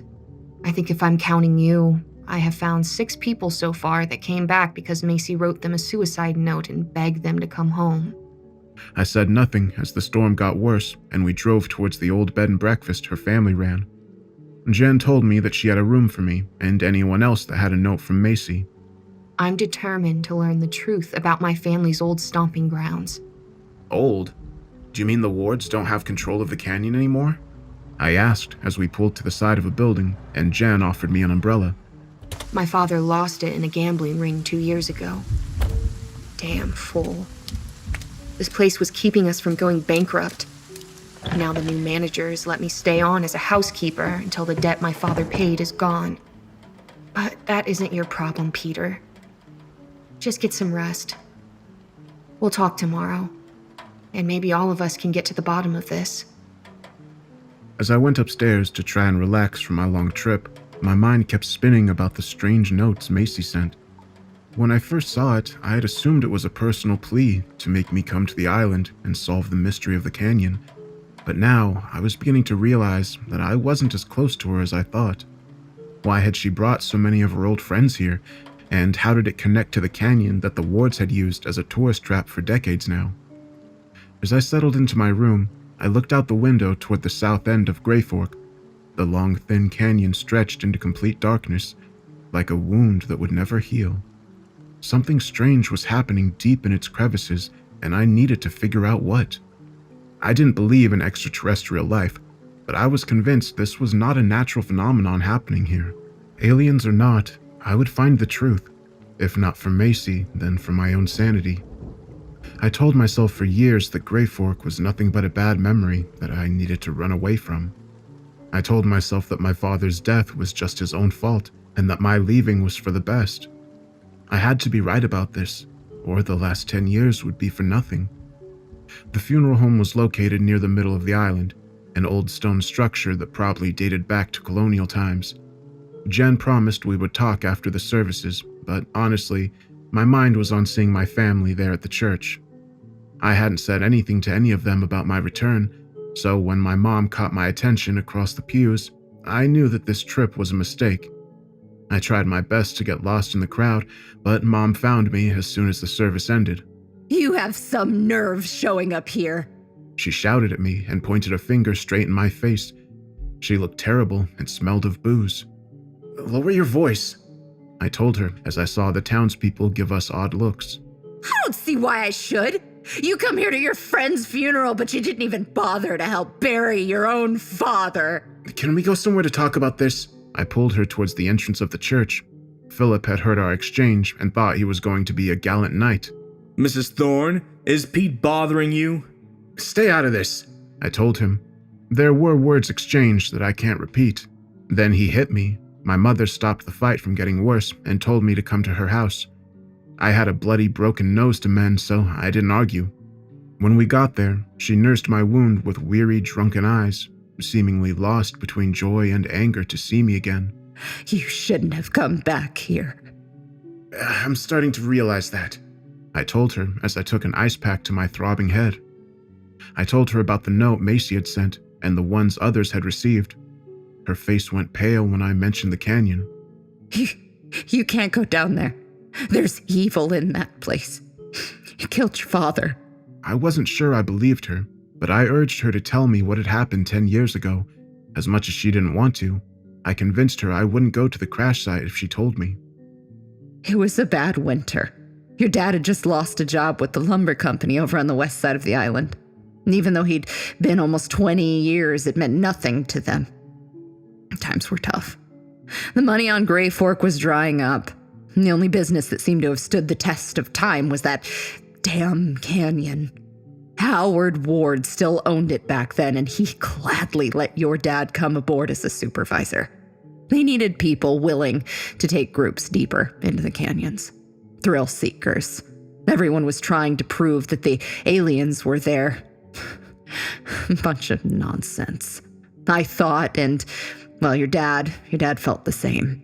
As long as it gave us a way to keep a roof over your head. After those first few weeks of work, though, your dad began to act strangely. He would put in extra shifts trying to find large groups to take into the canyon. He would never explain what exactly they saw down there, but his face told me everything. There are secrets buried in there, Peter. And your dad let it eat him alive. I later found out that a lot of the people that he took on those tours never left the island. Or at least, there's no document of their departure. She showed me the article that had paperwork from Colton's Canyon. She had been collecting them. For what purpose, I wasn't sure. There were discrepancies, where some of the information didn't match what Dad had put down. It was like they were keeping two sets of books. You're saying these people disappeared in the mine? Something happened to them. Why is there no record of them leaving Gray Fork? She asked. I shook my head, not wanting to believe such a tale. There are a lot of people here, Mom. You can't hide this. Not for this long. I told her. She seemed angry that I didn't believe her, and went to her attic to retrieve one final item, a journal that Dad kept, which she claimed held the truth about the caves. I looked through the journal. Most of it was just ramblings and thoughts of Dad trying to figure out more about the canyon. Reading this showed that he was losing his grip on reality near the end. The guilt of what he did to those people. It killed him. Sure enough, as I reached the end of the journal, I saw that his ramblings became nothing but gibberish, along with weird drawings that reminded me of what the old tales said aliens looked like. When did you find all this? 5 years back. Took me a lot to get Howard to cough it up. But I think he realized the cave was evil as well. I think he lost the rights to the canyon on purpose. Otherwise, if he had stayed owner, I think he would have eaten a bullet too. That night, I reviewed Dad's journal, writing down what little I could make sense of. There were charts and geological surveys amid notes relating to the military outpost on the east side of Gray Fork.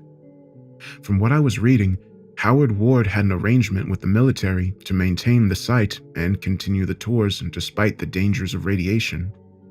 If this was true, the Army was knowingly sending people down there. But why? What did they hope to accomplish? I knew the answers had to be in the canyon. I gave Jen a call in the morning and asked where her father was these days. Dad? He's at the local psych ward, Morning View. He lost his marbles after he lost the business. I thanked Mom for all her help and hurried to the psych ward. I had only days left in Gray Fork, and I was determined to make the most of it by learning what I could about this half-century mystery. My initial speculation was the Army was hiding some kind of experimental weapon down in the cave, but when I met Howard Ward, everything changed. On the drive up to the hospital, I came up with a good lie about why I was there. Jennifer had sent me there, and I was a family lawyer. There were documents that needed to be finalized for the canyon that he had failed to take care of 2 years prior. It was good enough to not raise any eyebrows from the staff, but when Mr. Ward met me in the commons room, he wasn't fooled. "You ain't my family lawyer," he muttered as I closed the door. "You dated my Jenny. I remember you. Before you call your nurse and shove me out the door, you should take a look at this." I gave him Macy's suicide note first, then my dad's journal. "What is this supposed to mean to me?" "Notice anything? The writing here is the same. For almost a decade now, people have thought my father died a madman, and then I thought the same thing about my closest friend. But that was just part of the cover-up, wasn't it, Mr. Ward?" I asked. He diverted his eyes, which told me I was onto something. My mother believed that people being sent to that crash site were being killed. What was really happening to them? "Why don't you go there and find out for yourself?" "I plan to do that next, once I find a way. From what I hear, the new owner has the same sweet deal you had with the Army. You knew that those people were being used for some ghastly exploitation, didn't you?" He shook his head and looked toward the window. You understand nothing, boy. You think this is the army? You're so small-minded. This is much bigger than anything this planet is ready for. Aliens? You expect me to believe that aliens are behind this? I saw them, Peter. Tall, gray-skinned beings with eyes like fire. They spoke to my very soul, twisted my mind. They controlled me. They've been controlling me all along. They are the ones who brought you back to this island. My mouth felt dry as he finished speaking. It sounded absurd. What would extraterrestrials want with someone like me, or Philip, or Jen? Why were they gathering us? Tell me the truth, Mr. Ward. Did you kill those people? Instead of responding, he began to smash his head against the wall, and I shouted for the nurse. By the time they arrived, he had fallen unconscious. I quickly gathered what I brought and made a phone call to Jen to meet me near the canyon. I think I have an idea about the canyon. Can you get the others to come? Everyone except Philip is here. He went to Macy's gravesite. I told her to meet me around noon and then pulled up alongside the small cemetery. Just as Jen said, Philip was there looking down at the grave.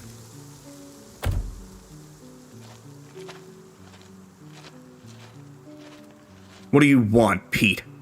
He snapped as soon as he saw me. Jennifer told me you were here. I want to make amends. I lied. I needed him to come to the canyon too, because he had received a letter from Macy. That meant he was connected to all this somehow. Looks like your mom stitched you up. Guess I went a little too hard, he said with a shrug. What brings you back here? I asked, gesturing toward the grave. I think we're all asking that. Jen told me that others got the same letter from Macy. It feels like we've been guided here for a purpose, and I wish I knew why. Philip admitted. I did my best to not let him know I felt the same, but offered some encouragement to get him on my side. The answers are in that canyon. Jen is getting the others to come there this afternoon. You should come too. I think the only way we can learn what's happening is if we go together. Wes shrugged and nodded, walking to the rental car he got. I'll come. But if this turns out to be another waste of time, Pete, I'll knock you down again. As he drove off, I scratched the back of my head and wondered what he meant. What moment in our past did he consider a waste? I checked the time and went to get my things before driving toward the canyon. My hope was to resolve this mystery and be on the evening ferry to the mainland, but that never happened. As I arrived, I saw that the old buildings used for ticket sales and memorabilia looked like they were about to fall apart.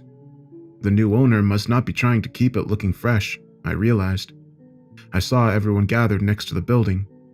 Jen didn't seem amused that we were all summoned here. What did you call us here for, Pete? The tour only works if we get a whole group. We go down there together and get the truth. It's that simple. That was another lie.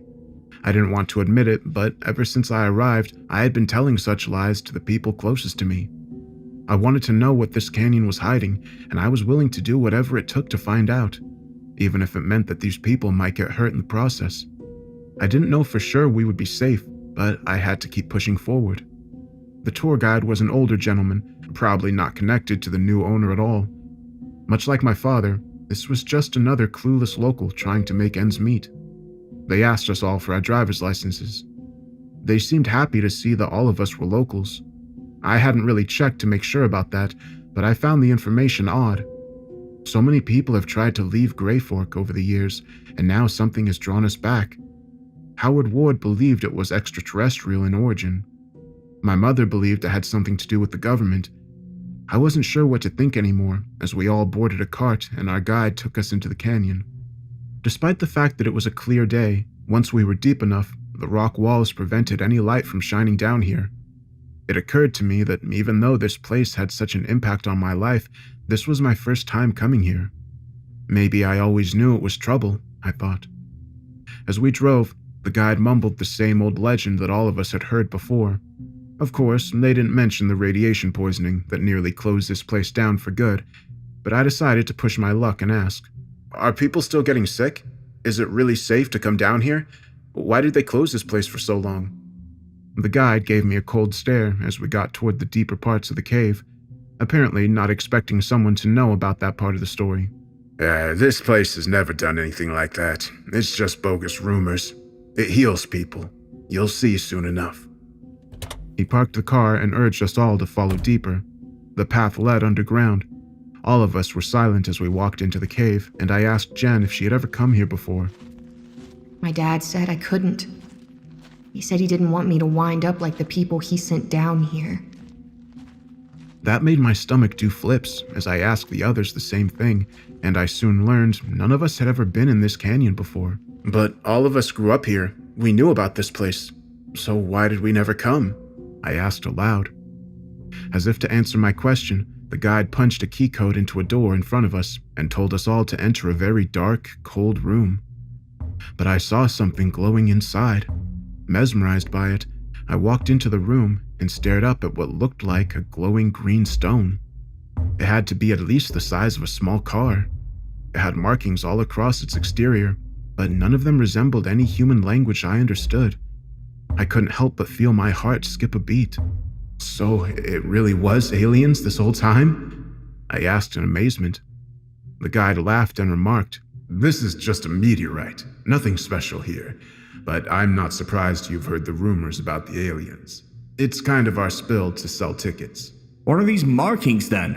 Philip asked as he tried to reach out and touch the stone. Before he got close, he jolted back.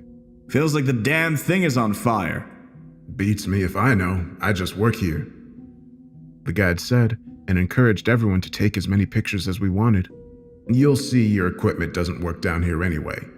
People enjoy that part of the phenomenon." I pulled Jen and Philip to the side, whispering in their ears, "We need to find a way to go deeper. Something tells me that this guide is only telling us half the story." Let me see what I can do, Jen said with a wink and strolled over to the guide to start flirting with him.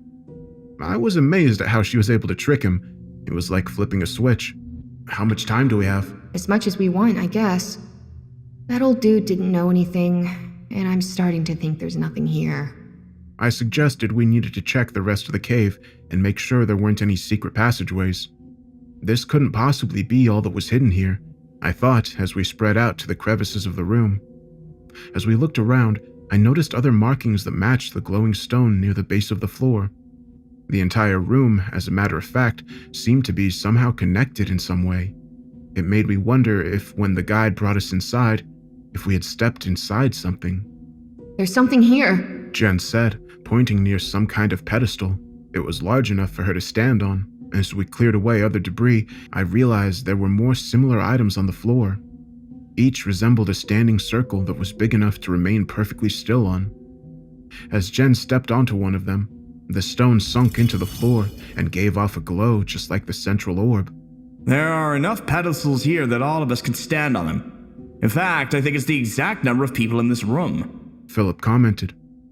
We took a closer look and determined he was right. Maybe something happens when we step on them all together? I guessed. Immediately, the others wanted to try. I was the last to stand on a pedestal, and as I did it, I immediately felt unsettled. The room was colder and more claustrophobic, darker. Something is off. The others were already standing on the pedestals, preventing us from stopping what we had set in motion. The stone in the middle of the room began to glow even brighter, and I felt my body become heavy. And then we started to float. What the hell is happening? I'm not sure. Try to push yourself to the door, I told her. As soon as I uttered the words, I saw the door was beginning to shut behind a wall of stone. We were trapped in this room, and it felt like I was beginning to suffocate. The stone began to spin, and its glow blinded my vision.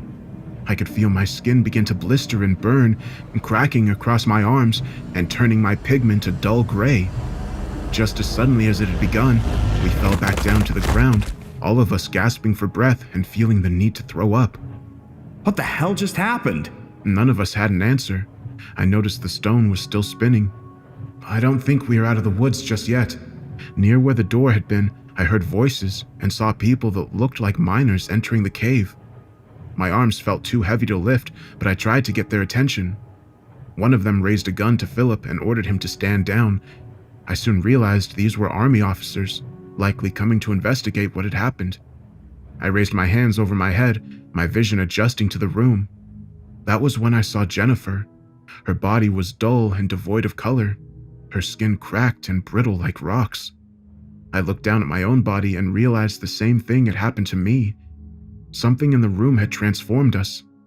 The soldiers kept shouting orders as we tried to stand. Stop! We need your help! Philip pleaded as one of the officers kicked him back to the ground. It was as though they didn't understand what we were saying. Then they used the blunt end of the rifle and knocked him unconscious. I was next. I found myself struggling to even fight back. The world around me went black before I could even scream. We woke up chained to metal tables. It took me a moment to realize we were no longer in the canyon. I couldn't shout to the others to check to see if they were all right. As I focused on the objects in the room, I saw a calendar near the door. October 1976. That couldn't possibly be accurate, I thought, as I heard voices outside of where they were holding us. The military officials had returned. A man in his late 50s entered the room and noticed I was awake. Water? He offered, uncapping a bottle. You've made a mistake. We're civilians. We live here on Grey Fork. Son, I know exactly who you are. I've been expecting this day for nearly 70 years. I got a good look at him, trying to figure out if he was bluffing or just insane. You don't look a day over 55, and that would be pushing it. What the hell is going on here? Are you involved in this cover-up at Colton's Canyon? You ask a lot of questions. Colton's been closed for years now. In fact, we were waiting for your arrival to reopen the place, he said as he sipped his water and walked toward the next table. The person there thrashed and tried to fight back as the officer took a syringe and plunged it into their chest. You have no idea what you are, do you, son? He turned around and showed me the vial of blood he had extracted from them. It gave off the same bright light as the stone in the canyon. I know you're violating our human rights. I have a lawyer back in Illinois. Your lawyer hadn't even been born yet. You think I'm joking? The man said and turned to a monitor, flipping it on to show the newscast. This is 1976? You know that we are from the future? Who are you? I felt as though my brain was overwhelmed with this information as he took my blood as well and smiled. I'm here to make sure you fulfill your destiny. As he left, I turned to the other person, wishing I could find a way to break our bonds. None of this made any sense, but I was determined to help us escape. A few hours later, masked techs arrived and began to pump drugs into the other prisoners. The army guys stood by watching and wrote reports as the test continued. My friend writhed in pain at first, but then it became so overwhelming that they just laid there and let them do the tests. What are you trying to accomplish? I asked the army officer. The ADU come from the year 2023. That's almost 50 years ahead in our time. Yet, you have traveled backwards in time, and your physical body will continue to reverse in the timeline the longer you stay here.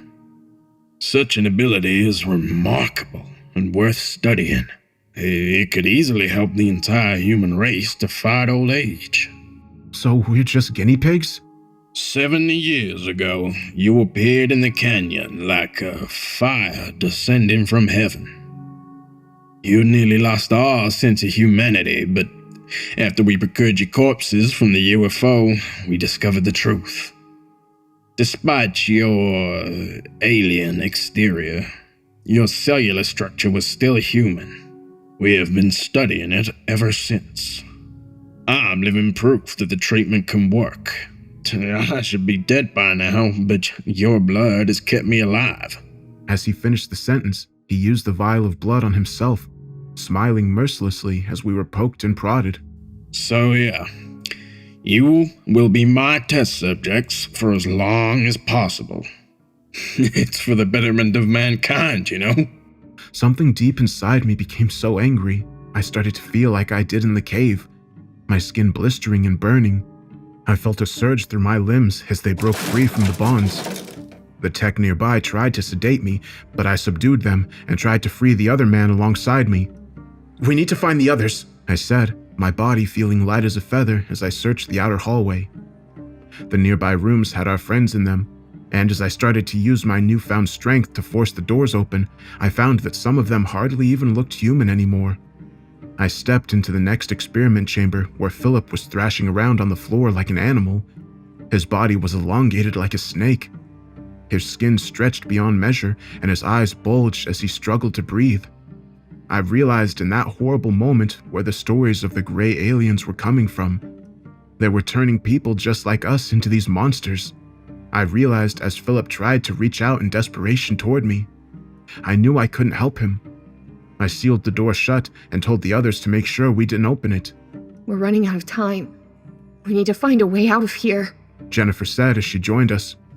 It looked like the mutations hadn't affected her as greatly, but she was still struggling. Deep scars in her face resembled gills, and I wondered if we would even be able to breathe oxygen again once the transformation was complete. Jennifer saw what had happened to Philip and did her best not to panic, shouting orders to the others as we moved to the second floor of this prison. Just as we got to the top of the steps, I heard the door we had sealed fall apart. It sounded like a bomb going off. Philip was following, and he was angry, screaming and attacking everyone that he got close to. In front of us, soldiers attempted to barricade our escape, and I found myself acting like my friend. Whatever they had done to us gave us extraordinary strength, tossing them aside like rag dolls. As we reached the outside of our prison, I found myself unable to move because of the brilliance of the sun. Jennifer shrieked and fell to the ground, her eyes no longer able to handle the light. The soldiers surrounded us, and I thought for sure our escape was in vain. The officer that had first found us approached me, a smile appearing on his face. Amazing. You are just like the aliens I met 70 years ago. You're a miracle. The next stage of human evolution. He ordered us to be taken to the crystal chamber.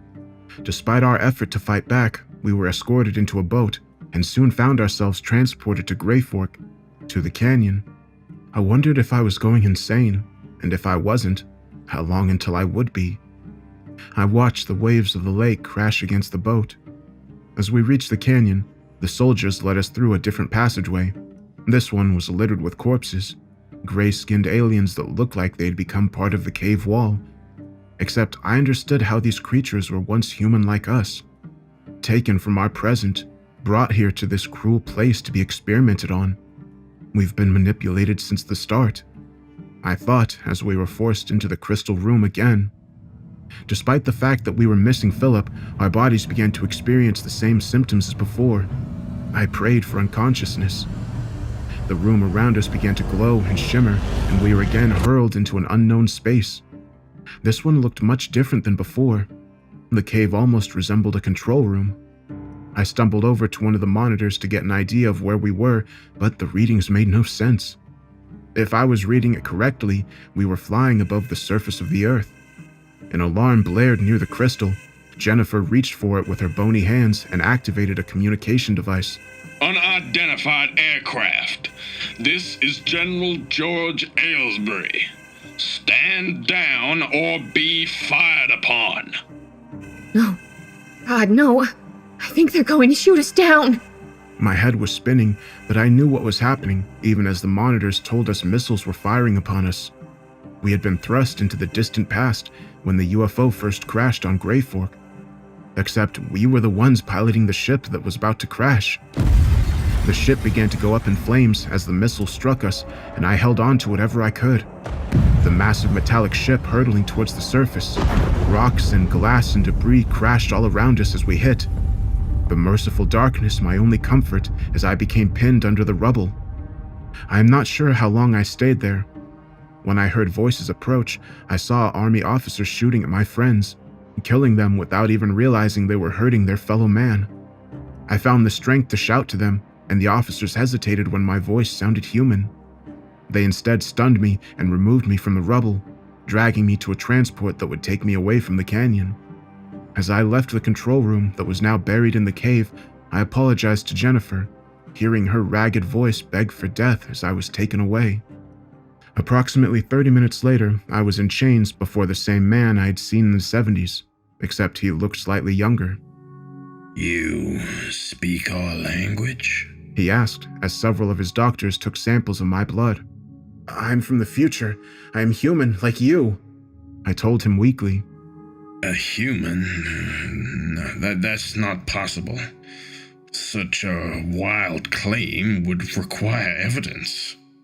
I used the only idea I had available and gave him a few details of the coming years, including what would happen here in Greyfork. The general rubbed his chin thoughtfully. Amazing. Such technology is beyond even our wildest dreams. I'm sorry to say this, but you'll have to stay here and be monitored. We need to know everything we can about this UFO and the powers it gave you. Should we put him with the other? An officer asked. The general gave a nod, and I was dragged back to the barracks. Once in my cell, I took the time to mourn my friends. Jennifer, Philip, and the others were dead, all because of my actions. I looked across the room and saw another figure there in the shadows. The figure looked familiar, but different. I took a step closer and called out to them. Then I heard a voice I knew I couldn't mistake. Peter, you got my letter. Macy? What have they done to you? I said as I saw her mutilated body. We were both no longer the people we had once been. Nothing that I didn't want to happen. I knew you would be here eventually. It was fate. Macy said wistfully. The others are dead, Macy, I told her. She didn't seem fazed by this news. Her dark eyes glistened like the stars. In the time we come from, I went to the canyon like so many had before us. I wanted to learn what secrets it held. And I was thrust into the past, just like you. They tortured me, experimented on me, and did unspeakable things to me that no human should endure. Then it occurred to me that I was no longer human. The stone, the ship, it had changed me. Powers beyond our understanding have manipulated time and space for us to be a part of their plan. And I at least understood why when the stone spoke to me, sending me here to the distant past. I got closer to her, trying to understand what she was saying. It sounded like madness, but I had already experienced so much that I knew it had to be true. The stone, is that the real alien life form? It's been altering our body for a purpose, Peter, don't you see it? We are ushering in the next chapter of humanity. Our planet will be forever changed thanks to what they've done to us. You mean the stone tricked us, sending us back into the past because it knew these soldiers would use us as guinea pigs? You saw the corpses in the canyon. More fodder for its endless hunger, Peter. We are simply slaves to it now. The soldiers are no different, even if they don't realize it. Their thoughts and actions are all being driven by their greed and desire for power. Power the life form will never give them. I found myself unable to stand, the overwhelming meaninglessness of my life crushing me as I shook and cried. I had tried so hard to escape Greyfork, but it had always been a part of me. Everyone and everything I ever knew was just a cog in the machine of a power beyond my imagination. Now, my only hope was death one day, either at the hands of the soldiers or the alien that had changed my body and made me in its image. How long will we be here, Macy? She didn't say anything for a moment. She had resigned herself to this fate as well. Forever. I think we're trapped here as long as we live. And even if we die, we become a part of the living ship that altered our bodies. This island, all of this. We are all fuel to its appetite. I wanted to cry and to laugh, but the only response I really had was anger. That anger led to silence over the years, as the soldiers used us again and again to experiment on themselves, unaware they were being used by the very ship that had crashed so long ago. Eventually, I knew I would become part of the ship too, like so many others. My only passion over the years became writing this account, hiding it from sight and storing it for the future. One day, far from now, perhaps in the time that I come from, someone will find this account and learn the truth about Greyfork. There are aliens here, and we are the monsters that have made this hell.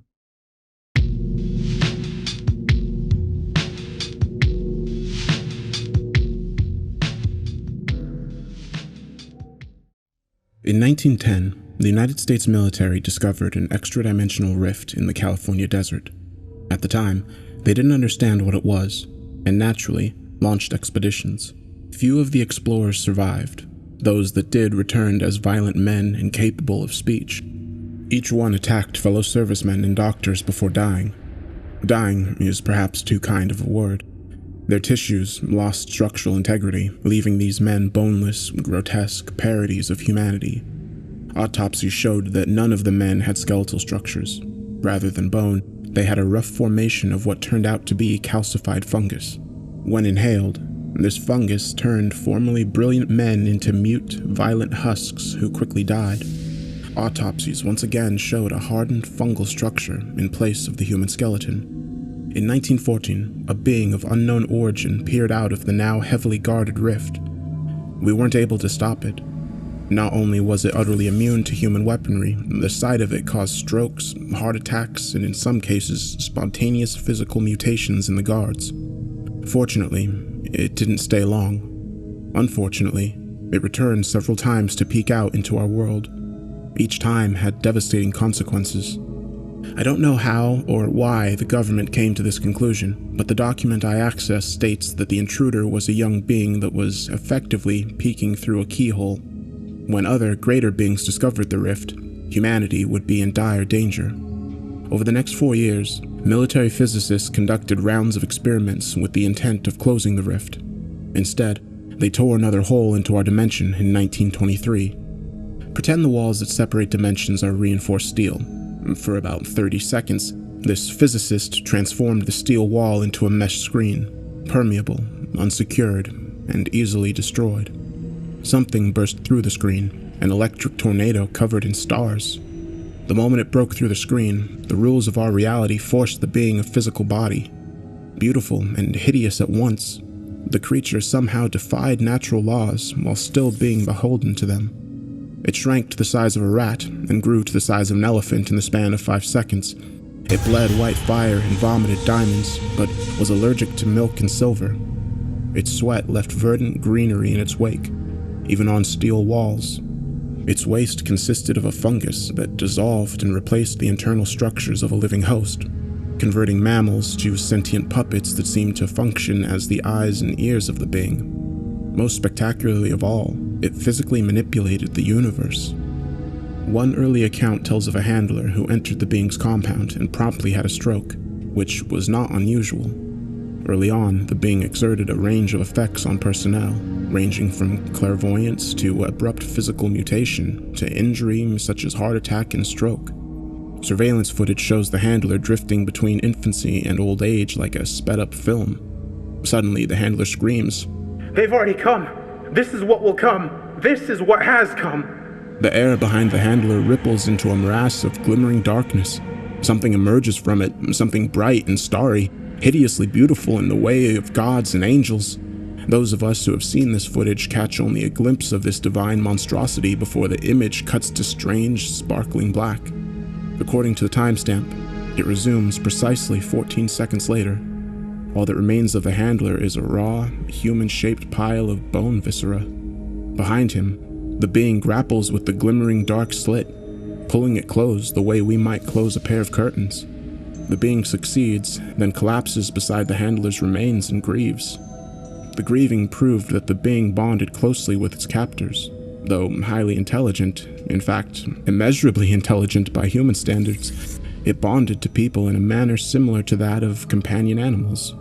In stark contrast to the being's gentle loyalty, the intruders, the godlike monstrosities even our cameras can't comprehend, were hostile. That incident was the first sighting, but it was far from the last.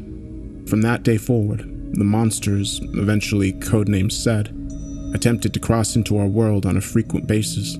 Our only recourse was the being, who bravely knit the openings closed and, in some cases, injured or even killed the intruding Sed. Before long, too many attempts were being made too frequently for one being to handle indefinitely. The military's solution was a breeding program. After 5 years and hundreds of experiments, the military discovered that the being's offspring had to be carried in human males. They siphoned nutrition using an array of tentacles that they inserted into the intestines and stomach. In several early cases, The hybrid fetus triggered a metamorphosis wherein the father and the fetus combined into a single entity. These hybrids were uniformly male.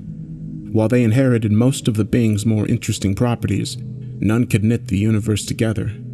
They could, however, accurately predict future events. They were weak, however, prone to fits of grieving over horrible events, and joyous celebration over events that made them happy, some of which were as inconsequential as the birth of kittens. We referred to them as Roa. In other cases, the fetuses ate their way out of the fathers. The cases of cannibalism resulted in violent offspring. We called these cannibalistic offspring Sharam to differentiate them from the Roa and euthanize them all. Until 1994, when a second being was finally born. She tore out of her human father and knit him back together immediately. He still died. After all, closing a wound isn't enough to heal the damage within, but the fact remains that her very first act was an attempt to heal her father. Shortly after her attempt to save her father, the world split open. I've seen the footage from 24 angles. A stark black line cracks the air and grows, morphing into a glimmering obelisk that spans floor to ceiling. A set emerges and we see a glimpse of it, a titan made of stars and teeth and reptilian eyes before the camera goes dark. We waited for the inevitable breakout of the set, but it never came. We finally received permission to investigate. We found the set, paralyzed and half concealed in its portal. The being and its daughter stood before it, feverishly attempting to knit the portal closed. This was the first indication we had that the being couldn't actually be trapped. It had deigned to let us imprison it, but could escape whenever it wanted. I didn't have time to ponder this for long. However, I caught a glimpse of the set. Its skin pulsated under the lights, blinding snakes of mercury writhing around rivers of oil-slick black and banner-like undulations that reminded me of the aurora borealis. Eyes blinked at me, alien and fearless and full of a blank, impersonal rage. Nauseous vertigo overtook me, and I spun around and faced the wall, struggling to ignore the maddening harmonic chime of the universe closing up again. The sound echoed through me, making my bones vibrate and my blood cells sing. "What happened?" I asked. The being can speak, but it cannot speak to us. Only a few have heard the voice of the being. The few that didn't die of stroke ended up unable to hear anything but echoes of the being's voice, which drove them to suicide. So, after several decades, the being communicated by manipulating matter in a way I can only describe as puppet shows. Rough approximations of people and places and things that told a story the being thought we could understand. This particular puppet show showed a cannibalistic fetus, the Sharam, eating its way out of its father's back. It crawled out and grew until it was a man with starry skin and eyes like the sun. A rocket came and bore it away to another planet.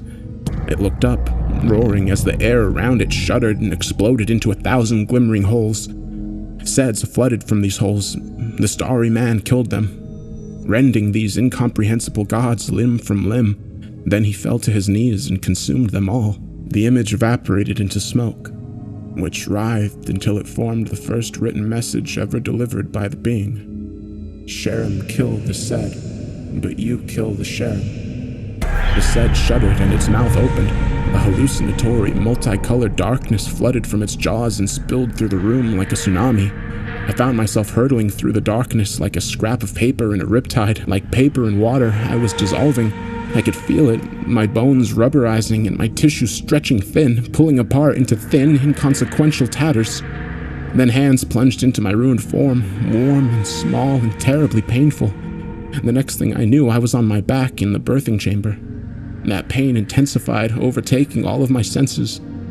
I sat up, looking for the source, and screamed. My legs were flayed piles of viscera in which grayish, hole-filled bone gleamed. That is the last image I have.